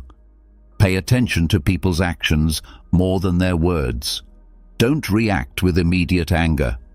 Let time settle your thoughts before responding. Words spoken in rage can't be undone. Keep your privacy sacred. There's no use regretting the past. You did your best with the knowledge you had at the time. People will see you for who you are, not who you needed them to be. Don't jump to conclusions. Be perceptive and give others time to reveal their true character. Never underestimate contempt. It can be deeply damaging. If someone consistently belittles or talks down to you, whether socially or professionally, remove them from your life. Never lend money unless you can afford to lose it. Borrowing may last days, but recovering it from careless hands can take years. Solve your problems before discussing them with others, especially friends. No matter how tough it gets, don't expose your weaknesses to those who might use them against you. People often enjoy watching others stumble. Don't give them that pleasure. Listen closely to those who tell you uncomfortable truths. Avoid the trap of self-pity. It's dangerously consuming. Just because you're in a dark place now doesn't mean you won't smile again. Pain is temporary. Sadly, we use our health to chase wealth, only to spend all our wealth later seeking one healthier day. Grudges don't harm those we resent. They only hurt us. Haters don't suffer. Only the ones who carry that hate do. Time will shape you more than anything else. It's the truest judge. You can't fight it. The only constant in life is change. Embrace it and you'll grow. Say please and thank you often. You can't rewrite the past, but you can shape the future by learning from it. One of the heaviest burdens we carry is expectation. It's better to be alone than with someone who brings you down. Once you stop chasing the wrong people or things, the right ones find their way in. There are no shortcuts to places worth going. You won't know how strong you are until strength is your only option. Don't let what you can't do overshadow what you can do. The best way to build confidence is to face what you fear. A river doesn't cut through rock because of force, but because of persistence. There's no elevator to success. You'll need to take the stairs. The greatest risk in life is not taking any at all. Happiness isn't something to delay for someday. It's something you must create now. Life won't get better by accident. It gets better with intention and effort. The only real limits are the ones you impose on yourself. A small act of prevention is worth more than any cure. Focus on what you can influence and release what you can't. Take time to savor life's simple pleasures. Within them often lies our deepest joy. Give without expecting anything back. The only time you should look back is to see how far you've come. You can't live a positive life with a mind trapped in negativity. Doubt kills far more dreams than failure ever will. When life puts you under pressure, remember that even diamonds are made that way. If you're feeling exhausted, don't quit. Rest instead. Don't let yesterday's shadows dim the light of tomorrow. Never delay your joy waiting for a perfect moment. Tomorrow isn't promised. The first step to moving forward in life is deciding that you are no longer willing to remain in the same place. Rather than chasing after people, particularly women, focus on your personal growth, values, and cultivating kindness. The right person will come into your life at the right time without the need to chase after them. Never lower your head in defeat. Instead, keep it held high and face the world with confidence. The true measure of a man's character is revealed by what he does when no one is watching. You don't need to win every argument. Sometimes it's more important to simply agree to disagree. Make the decision to spend time with older individuals whose wisdom and life experiences are invaluable. Keep your circle small and maintain a private life, for peace of mind often comes with solitude. It's important to recognize that sometimes we create our own disappointments through the expectations we place on others. It's okay to make mistakes because they are a sign that you are trying. Remember, it's not things that should matter most to you, but people. And even the smallest lie can destroy the biggest trust. Be kind and generous, not because you expect something in return, but because it reflects the goodness within you. Embrace solitude as it provides time for self-reflection and personal growth. Trust is something not everyone will earn, and it's important to acknowledge that not everyone will be trustworthy. Don't shy away from expressing your feelings, as vulnerability is a sign of strength. Rejection is part of life, and learning to handle it with grace is essential. Remember, it's just a bad day, not a bad life, and things will improve in time. Be careful not to overthink or trust too much. Loving too deeply can lead to disappointment, and while you may face disappointments many times, how you respond is what truly matters. Never allow anyone to make you feel undeserving of what you want in life. Do what is right for you, even if it means hurting someone you love. The days that break you are often the ones that push you to grow the most. Time waits for no one. It simply urges you to either catch up or stay behind. Never allow a relationship to damage your mental health, and remember that your happiness cannot depend on others. Being overly kind to the point of self-sacrifice will eventually break you. Trust yourself, as you have already overcome many challenges, and you will continue to do so. Comfort often weakens you mentally, and sometimes loneliness is the price you pay for growth. You are who you are, and you don't need anyone's approval to live your life. Learn more from what people do, rather than just listening to what they say. Don't expect anything from anyone, as this will save you from disappointment. Take advantage of every opportunity, because regrets often come from the chances we didn't take. If you can dream it, you can achieve it. Stop oversharing with others, as everyone comes into your life for a reason, but if they are meant to stay, they will. Your past is never a mistake if you've learned from it. When someone avoids you, respect their space and move on. People may forget what you said or did, but they will never forget how you made them feel. Some people are destined to cross your path, but are not meant to stay forever. The direction you're heading in is more important than how fast you're moving. Never fall in love with the same person twice, because the second time, you're falling in love with the memories, not the person. View failure as a valuable teacher and a necessary stepping stone towards success. Celebrate even the small victories because they pave the way for larger accomplishments. Surround yourself with those who bring you peace and spend more time with them. Never be afraid to treat people the way they treat you. Be authentic and don't waste time on people who don't value you. Never hesitate to invest in yourself, as it pays off in the long run. Stop doubting yourself and believe in your potential. You can learn more about a person by what they say about others than by what others say about them. Trust your heart to guide you and let your mind lead you safely toward your goals. If you rely too heavily on one and neglect the other, you will lose balance. Life is a one-time experience, so do what makes you happy. You can't achieve great things if you're distracted by trivial matters.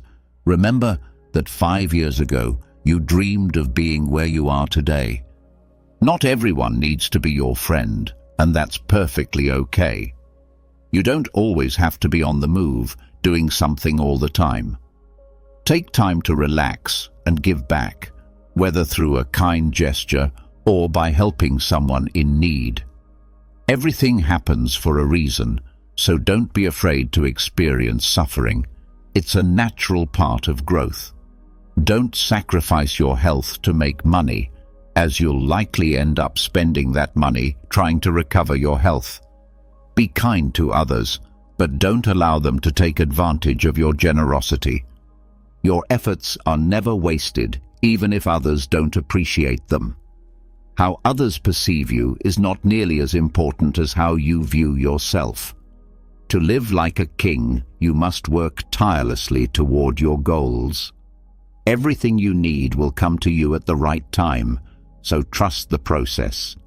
You entered this world alone, and you will leave it alone. Therefore, remember that you have the strength to achieve the impossible by relying on your own determination and perseverance. Expect lies, for they are part of life. In the end, you'll likely regret more the things you didn't do than those you did. Things do not bring happiness, experiences do. Stay silent in moments of happiness, and also in moments of sadness, for both can be fleeting. Stop comparing yourself to others who may have started their journeys earlier. Focus on your own path, for you cannot change the beginning, but you can start right now and alter the end. If you waste money, you can always earn it back. But if you miss an opportunity, it may never return. Live with open eyes, ears, and heart, because strong people tend to be simple. You spend your first 20 years worrying about what others think of you, your next 20 swearing you no longer care, and then you realize, in your later years, that others are not thinking about you as much as you once believed. Never reveal your weaknesses to others. Always strive to showcase your best qualities, and never let your enemies see you at your lowest. Time passes swiftly. One day you're 30, and the next you're 50. Plan now how you want the rest of your life to unfold. Excellence is not a gift. It is a skill that requires practice. We don't perform excellently because we are inherently excellent. We achieve excellence by consistently acting with intention, effort, and intelligence. Our choices, not chance, determine our destiny. Friendship is a quick bond, but true friendship is something that matures over time. Happiness is the ultimate goal of life, the meaning and purpose behind our existence. A friend to all is often a friend to none. Patience may be bitter in the moment, but its fruits are sweet for those who learn to endure. Parents who educate their children well deserve greater honor than those who simply gave them life, for it is education that shapes the future. Music and the arts provide the keys to understanding life as they touch the deepest parts of our souls. Poets, though sometimes unaware of their own understanding, express what cannot be said plainly. To know oneself is the beginning of all wisdom, and an educated mind can entertain different thoughts without immediately accepting them. True friendship is when two souls are intertwined in understanding and trust. Educating the heart alongside the mind is what truly constitutes an education. Hope is the waking dream that drives us forward, for no great mind has existed without a touch of madness. Happiness is within our control, and while anyone can become angry, true mastery of emotion is being able to direct it toward the right person at the right time and for the right reason. Excellence is never a result of accident. It is the culmination of intention, effort, and intelligent choices. Friends may come easily, but true friendship requires time. Patience, though hard to cultivate, yields sweet rewards for those who persist. The most worthy individuals to honor are those who have educated and nurtured you, for it is their wisdom that will carry you through life. Children, though given life by their parents, are more deserving of our respect and admiration because it is the mentors, the ones who teach them, who truly shape their future. Living well is often perceived as a struggle, but once a person conquers their fears, they will experience a profound sense of freedom. Those who seek knowledge, who strive to understand, and who take the time to impart that wisdom to others, are the ones who will experience true freedom and fulfillment. Educated individuals stand apart from the uneducated, just as the living stand apart from the dead. Trust should only be placed in one individual, for genuine trust is rare and hard-earned.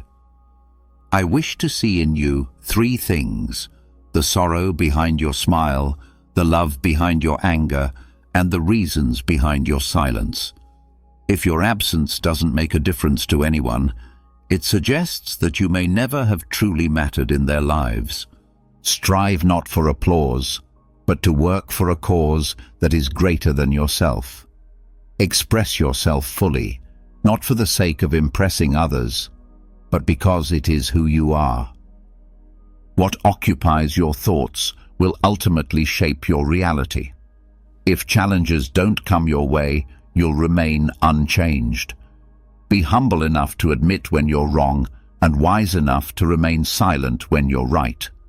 Understand that the moment you realize you deserve better, letting go will be the most empowering decision you can make. Always distinguish between what you are receiving and what you truly deserve. Never fear being different. Fear only the urge to outshine others for the wrong reasons. Respect is earned through honesty, trust through appreciation, and loyalty is something that is returned when you have been true to others. Remember, you must endure difficult days in order to fully appreciate the best ones. Every expert was once a beginner, and though the truth may cost nothing, a lie could cost you everything. Strength should be balanced by gentleness, for too much resistance can lead to breaking. A truly strong individual knows when to act with force and when to show restraint. The course of fortune and disaster often depends on knowing when to give up and when to persist. Those who lack the capacity to endure hardship are often the ones who face the greatest suffering. Sometimes, all we can do is endure our pain until the time comes when it can be healed or resolved. To solve a problem, it's essential to address its cause, not just its symptoms. The highest form of knowledge is knowing that we don't know everything, while the greatest torment comes from thinking we know when we truly don't. True intelligence lies in understanding others, while wisdom is found in understanding oneself. Strength is about dominating others, but true power is about controlling oneself. A branch that is too rigid will break, and too much resistance ultimately leads to destruction. A strong person understands when to use force and when to give in, and they know that good fortune and disaster hinge on this delicate balance. Only that which is of no use to the empire is worthy of being discarded. At the center of yourself lies the answer. You know who you are and what you want.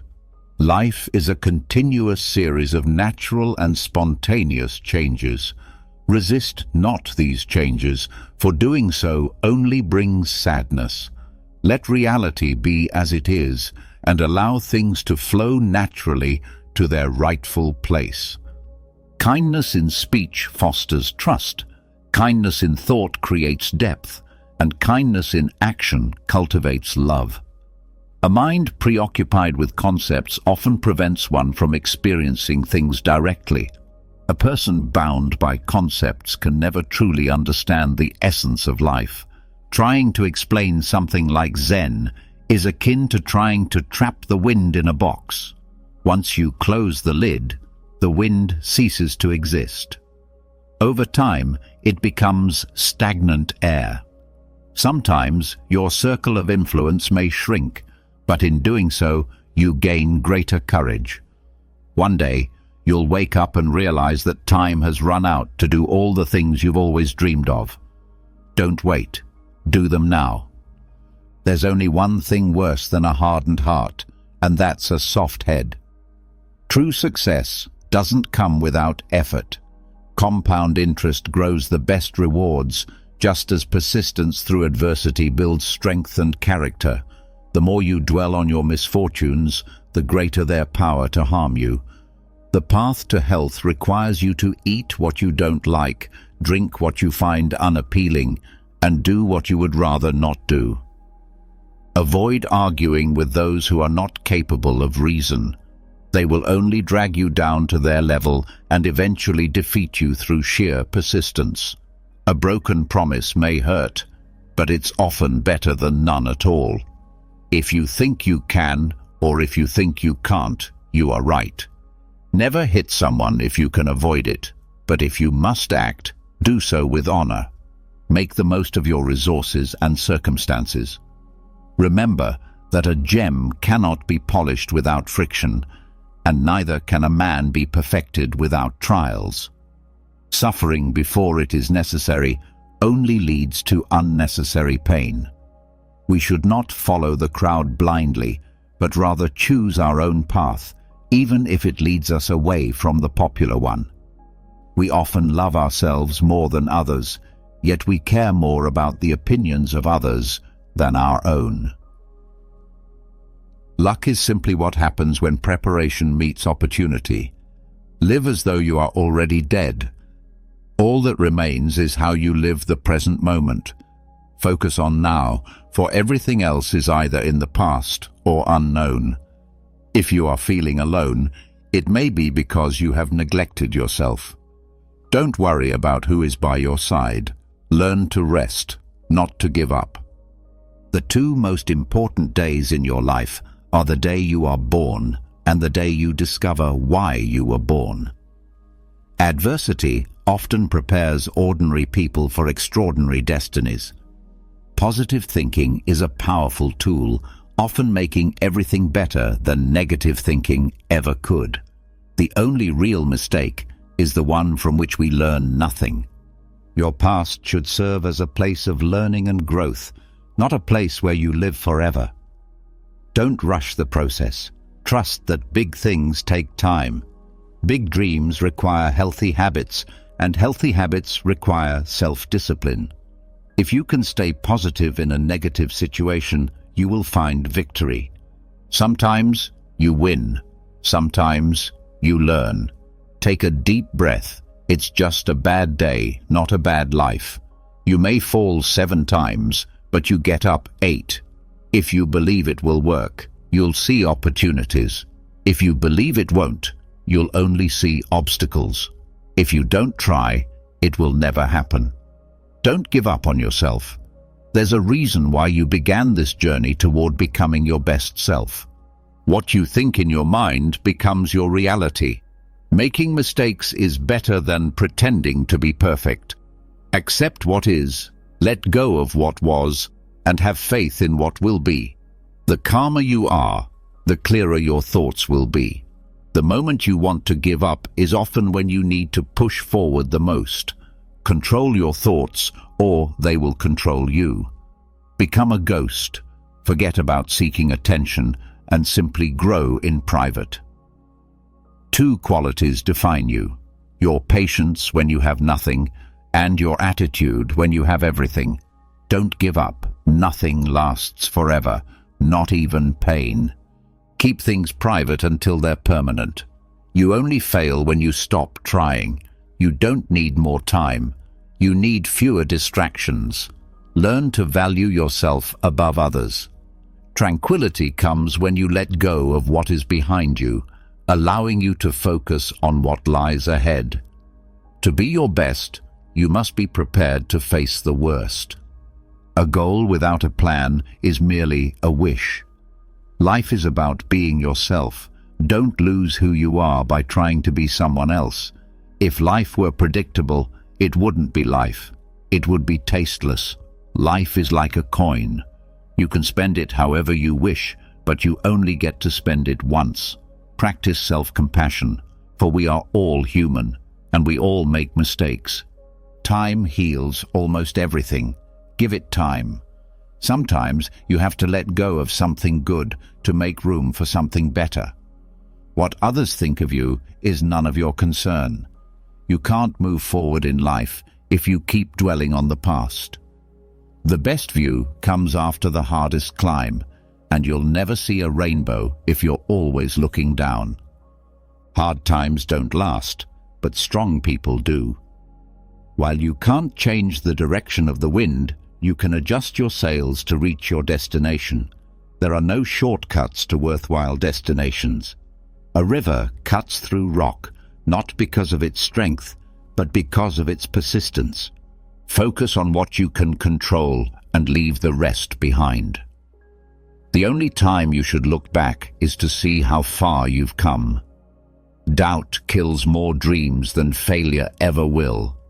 Diamonds are formed under pressure, and the first step to moving forward is deciding that you're not willing to stay where you are. Your true character is revealed by what you do when no one is looking. Don't waste your life trying to impress others. Stay away from those who make you feel small. No company is better than bad company. Don't compare your life to others, for you have no idea what their journey is like. Your life is your responsibility. Life may not always be fair, but it is still good. Those who are too afraid to take risks will never succeed in life. Do yourself a favor. Get rich in experiences, because life becomes easier when you have wealth, not time. To avoid disappointment, don't expect anything from anyone. Stress may be temporary, but the lessons it teaches last a lifetime. Keep moving forward, trust the process, and do it better next time. The harder you work, the luckier you'll become. If you are generous, remember to learn your limits, because not everyone will share the same generosity. In life, you have 3 choices. You can see things happen, make things happen, or wonder what happened. Live with no regrets, only lessons learned. Practice acceptance, gratitude, and be at peace with life, for it is too short. The more you care for others, the more fascinating you will find yourself. Show interest, as we tend to suffer more from the imagination of things than from reality. It's true that people change. Love can be painful, friends may leave, and things can slip away. But remember that life continues. Don't reveal what you're working on until it's complete. Your hopes and dreams are yours alone, and only you have the power to make them come true. Forget the hurt, but never forget the lessons it taught you. Strength comes from dominating others, but true power lies in mastering yourself. The path you choose is far more important than how fast you move along it. Never regret a day in your life. Good days bring happiness, bad days bring experience, the worst days bring lessons, and the best days bring memories. Life is fleeting, make the most of it. Love is complex and strange, hold on to it. Anger is destructive, let it go. Fear is paralyzing, face it. The people who are dear to you are precious, cherish them. Be cautious about relying too much on anyone in this world, for even your shadow will leave you in the dark. Never forget that some of your greatest moments have not yet occurred. Bad habits are like a comfortable bed, easy to fall into, but hard to escape. No one is truly too busy. It's all about priorities. If something makes you happy, keep it to yourself. Be careful with whom you place your trust, as some may seem sweet on the surface, but hide hidden motives. Time always reveals how much you mean to others. Stay calm. You've faced challenges before, and you'll overcome them again. If people treat you as an option, then leave them as a choice. Value experiences over possessions, for memories are the true treasures of life. Focus on those who love you and ignore those who don't. Your vision might blur at times, but it will clear up with time. Take care of your body. Your health is another form of wealth. Your mind is both your strongest ally and your worst enemy. Training yourself is more beneficial than the countless attempts of a beginner. In politics, we tend to think that anyone who knows how to win votes can effectively govern. But that's not always the case. When we're sick, we don't look for the most handsome or eloquent doctor. We seek the best treatment. Honor men more than the truth. There are two things you should never let anger consume you over: what you can control and what you cannot. When others speak badly of you, live your life in such a way that no one will believe them. The beginning of any endeavor is the most important part. Ask yourself, are we awake, or are all our thoughts just dreams? The purpose of education is to help us love the beauty of knowledge. A house with a library has a soul. Necessity is the mother of invention. Those who can see beyond the shadows and lies of their culture will often never be understood, let alone believed, by the masses. Death is not the worst thing that can happen to a person. Wealth is truly found in living contentedly with little. When physical exercise is obligatory, it does not harm the body, but knowledge gained through forceful means doesn't stick to the mind. Beauty is truly in the eye of the beholder, and many people will dislike you, especially if they see you as a competitor. Always listen to your instincts. They will reveal truths you wouldn't expect. Rule your life with your mind, not your emotions. Every bad decision we've made in life was more emotionally driven than rational. Trusting yourself is a virtue. Life isn't about having good cards. It's about playing a bad hand well.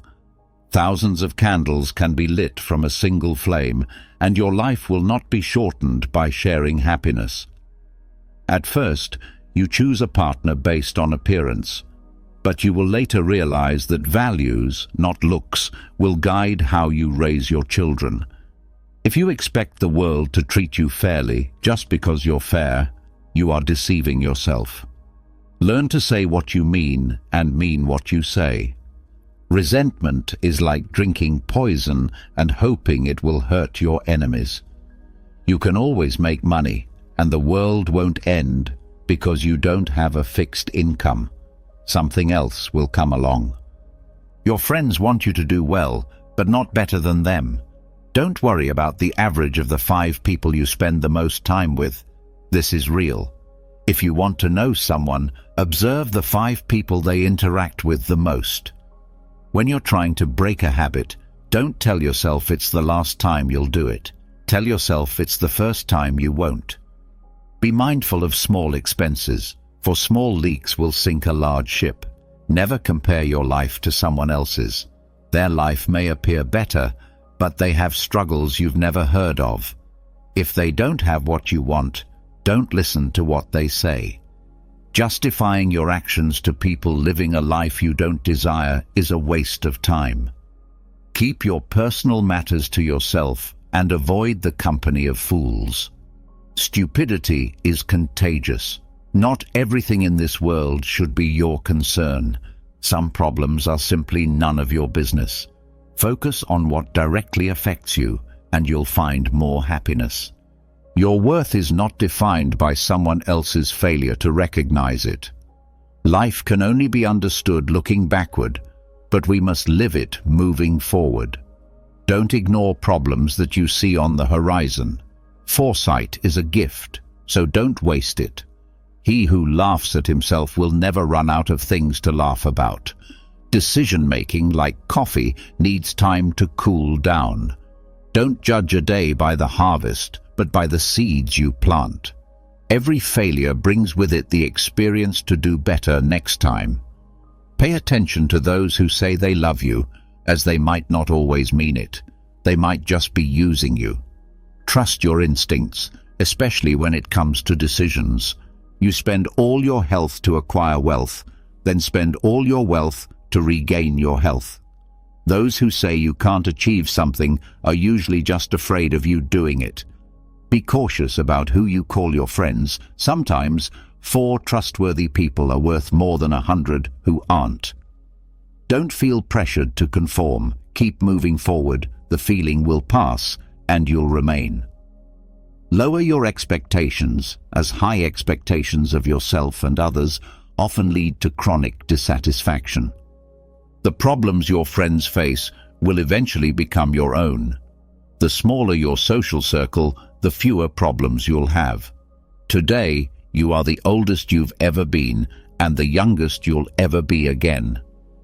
What begins in anger often ends in shame. Don't set yourself on fire to keep others warm. The only true error is one from which you learn nothing. Success is 5% intelligence and 95% consistency. Learn to be self-sufficient, for independence and resourcefulness are vital. People tend to stay in one place because of what they value. A ship in a harbor is safe, but that's not what ships are built for. People are good at keeping secrets, but you don't always know everyone's true nature. Some teach you about love and support, while others teach you what to avoid. Not everyone wants to see you succeed, and some will go to great lengths to see you fail. If people were to feel the pain they've caused you, you would lose the strength you've gained. Don't fear the shadow. It only means there's light nearby. If you want to get rich, focus on saving as much as earning. Stop worrying about what others think. When you laugh, people laugh with you. When you cry, it's only when you try to please everyone that you end up pleasing no one. Be yourself. Others are already taken. It's possible to make mistakes and still lose. That's not weakness, it's life. Don't reveal your thoughts or knowledge too openly. Keep some secrets, because today's friend could be tomorrow's enemy. A busy person is rarely visited by idle friends, and flies don't land in boiling pots. Don't get caught up in regrets. No one is perfect. Don't pursue happiness, just stay positive, and joy will follow. Stop trying to please everyone. You need enemies to succeed. Without them, you wouldn't take their advice or criticism. Everyone falls, but it's in getting up that we learn to walk. You're not a product of your circumstances, but of your decisions. Focus on yourself. People come and go, and you don't always notice your progress because you're constantly raising the bar. There are 2 wolves inside all of us, one bad, one good. Which one will win? The one you feed. Loneliness is the price of personal growth. Judgment is inevitable, so embrace it, no matter the outcome. Don't live to impress others, live to impress yourself. Comparison steals joy, so focus on your own path. Never be so kind that you forget to be clever, and never be so clever that you forget kindness. If you don't control your mind, someone else will. Luck is when preparation meets opportunity. Complaining and lamenting never lead to results. Life's challenges aren't there to paralyze you, but to reveal who you really are. Sacrificing your progress for a friend may not be reciprocated if the roles were reversed. Never compare your life to another's. You don't know their journey. People will forget what you said and what you did, but they will always remember how you made them feel. People lie most during elections, wars, or after a hunt. The more you like yourself, the less you'll need others. If you want something you've never had, you have to do something you've never done. Walk away from people who make you feel alone. No company is better than bad company. Write your sad moments in the sand, but your happy ones in stone. Be kind, but don't let people take advantage of you. The world doesn't care about your potential. It cares about what you've done. You're not responsible for the first thought that crosses your mind, but you are responsible for the second. Those who have a reason to live can endure almost anything. Never underestimate the power of foolish people. Don't wait. Knowledge begins with knowing a tomato is a fruit, but wisdom is knowing not to put it in a fruit salad. Circumstances may shape you, but they do not define you. You are here for a reason, even if you don't fully understand it yet. Patience is essential, and being grateful for life's small blessings is vital. If you enjoyed this video, like, subscribe, and comment so YouTube knows these types of videos are helping people like you. This will help us continue creating content like this in the future.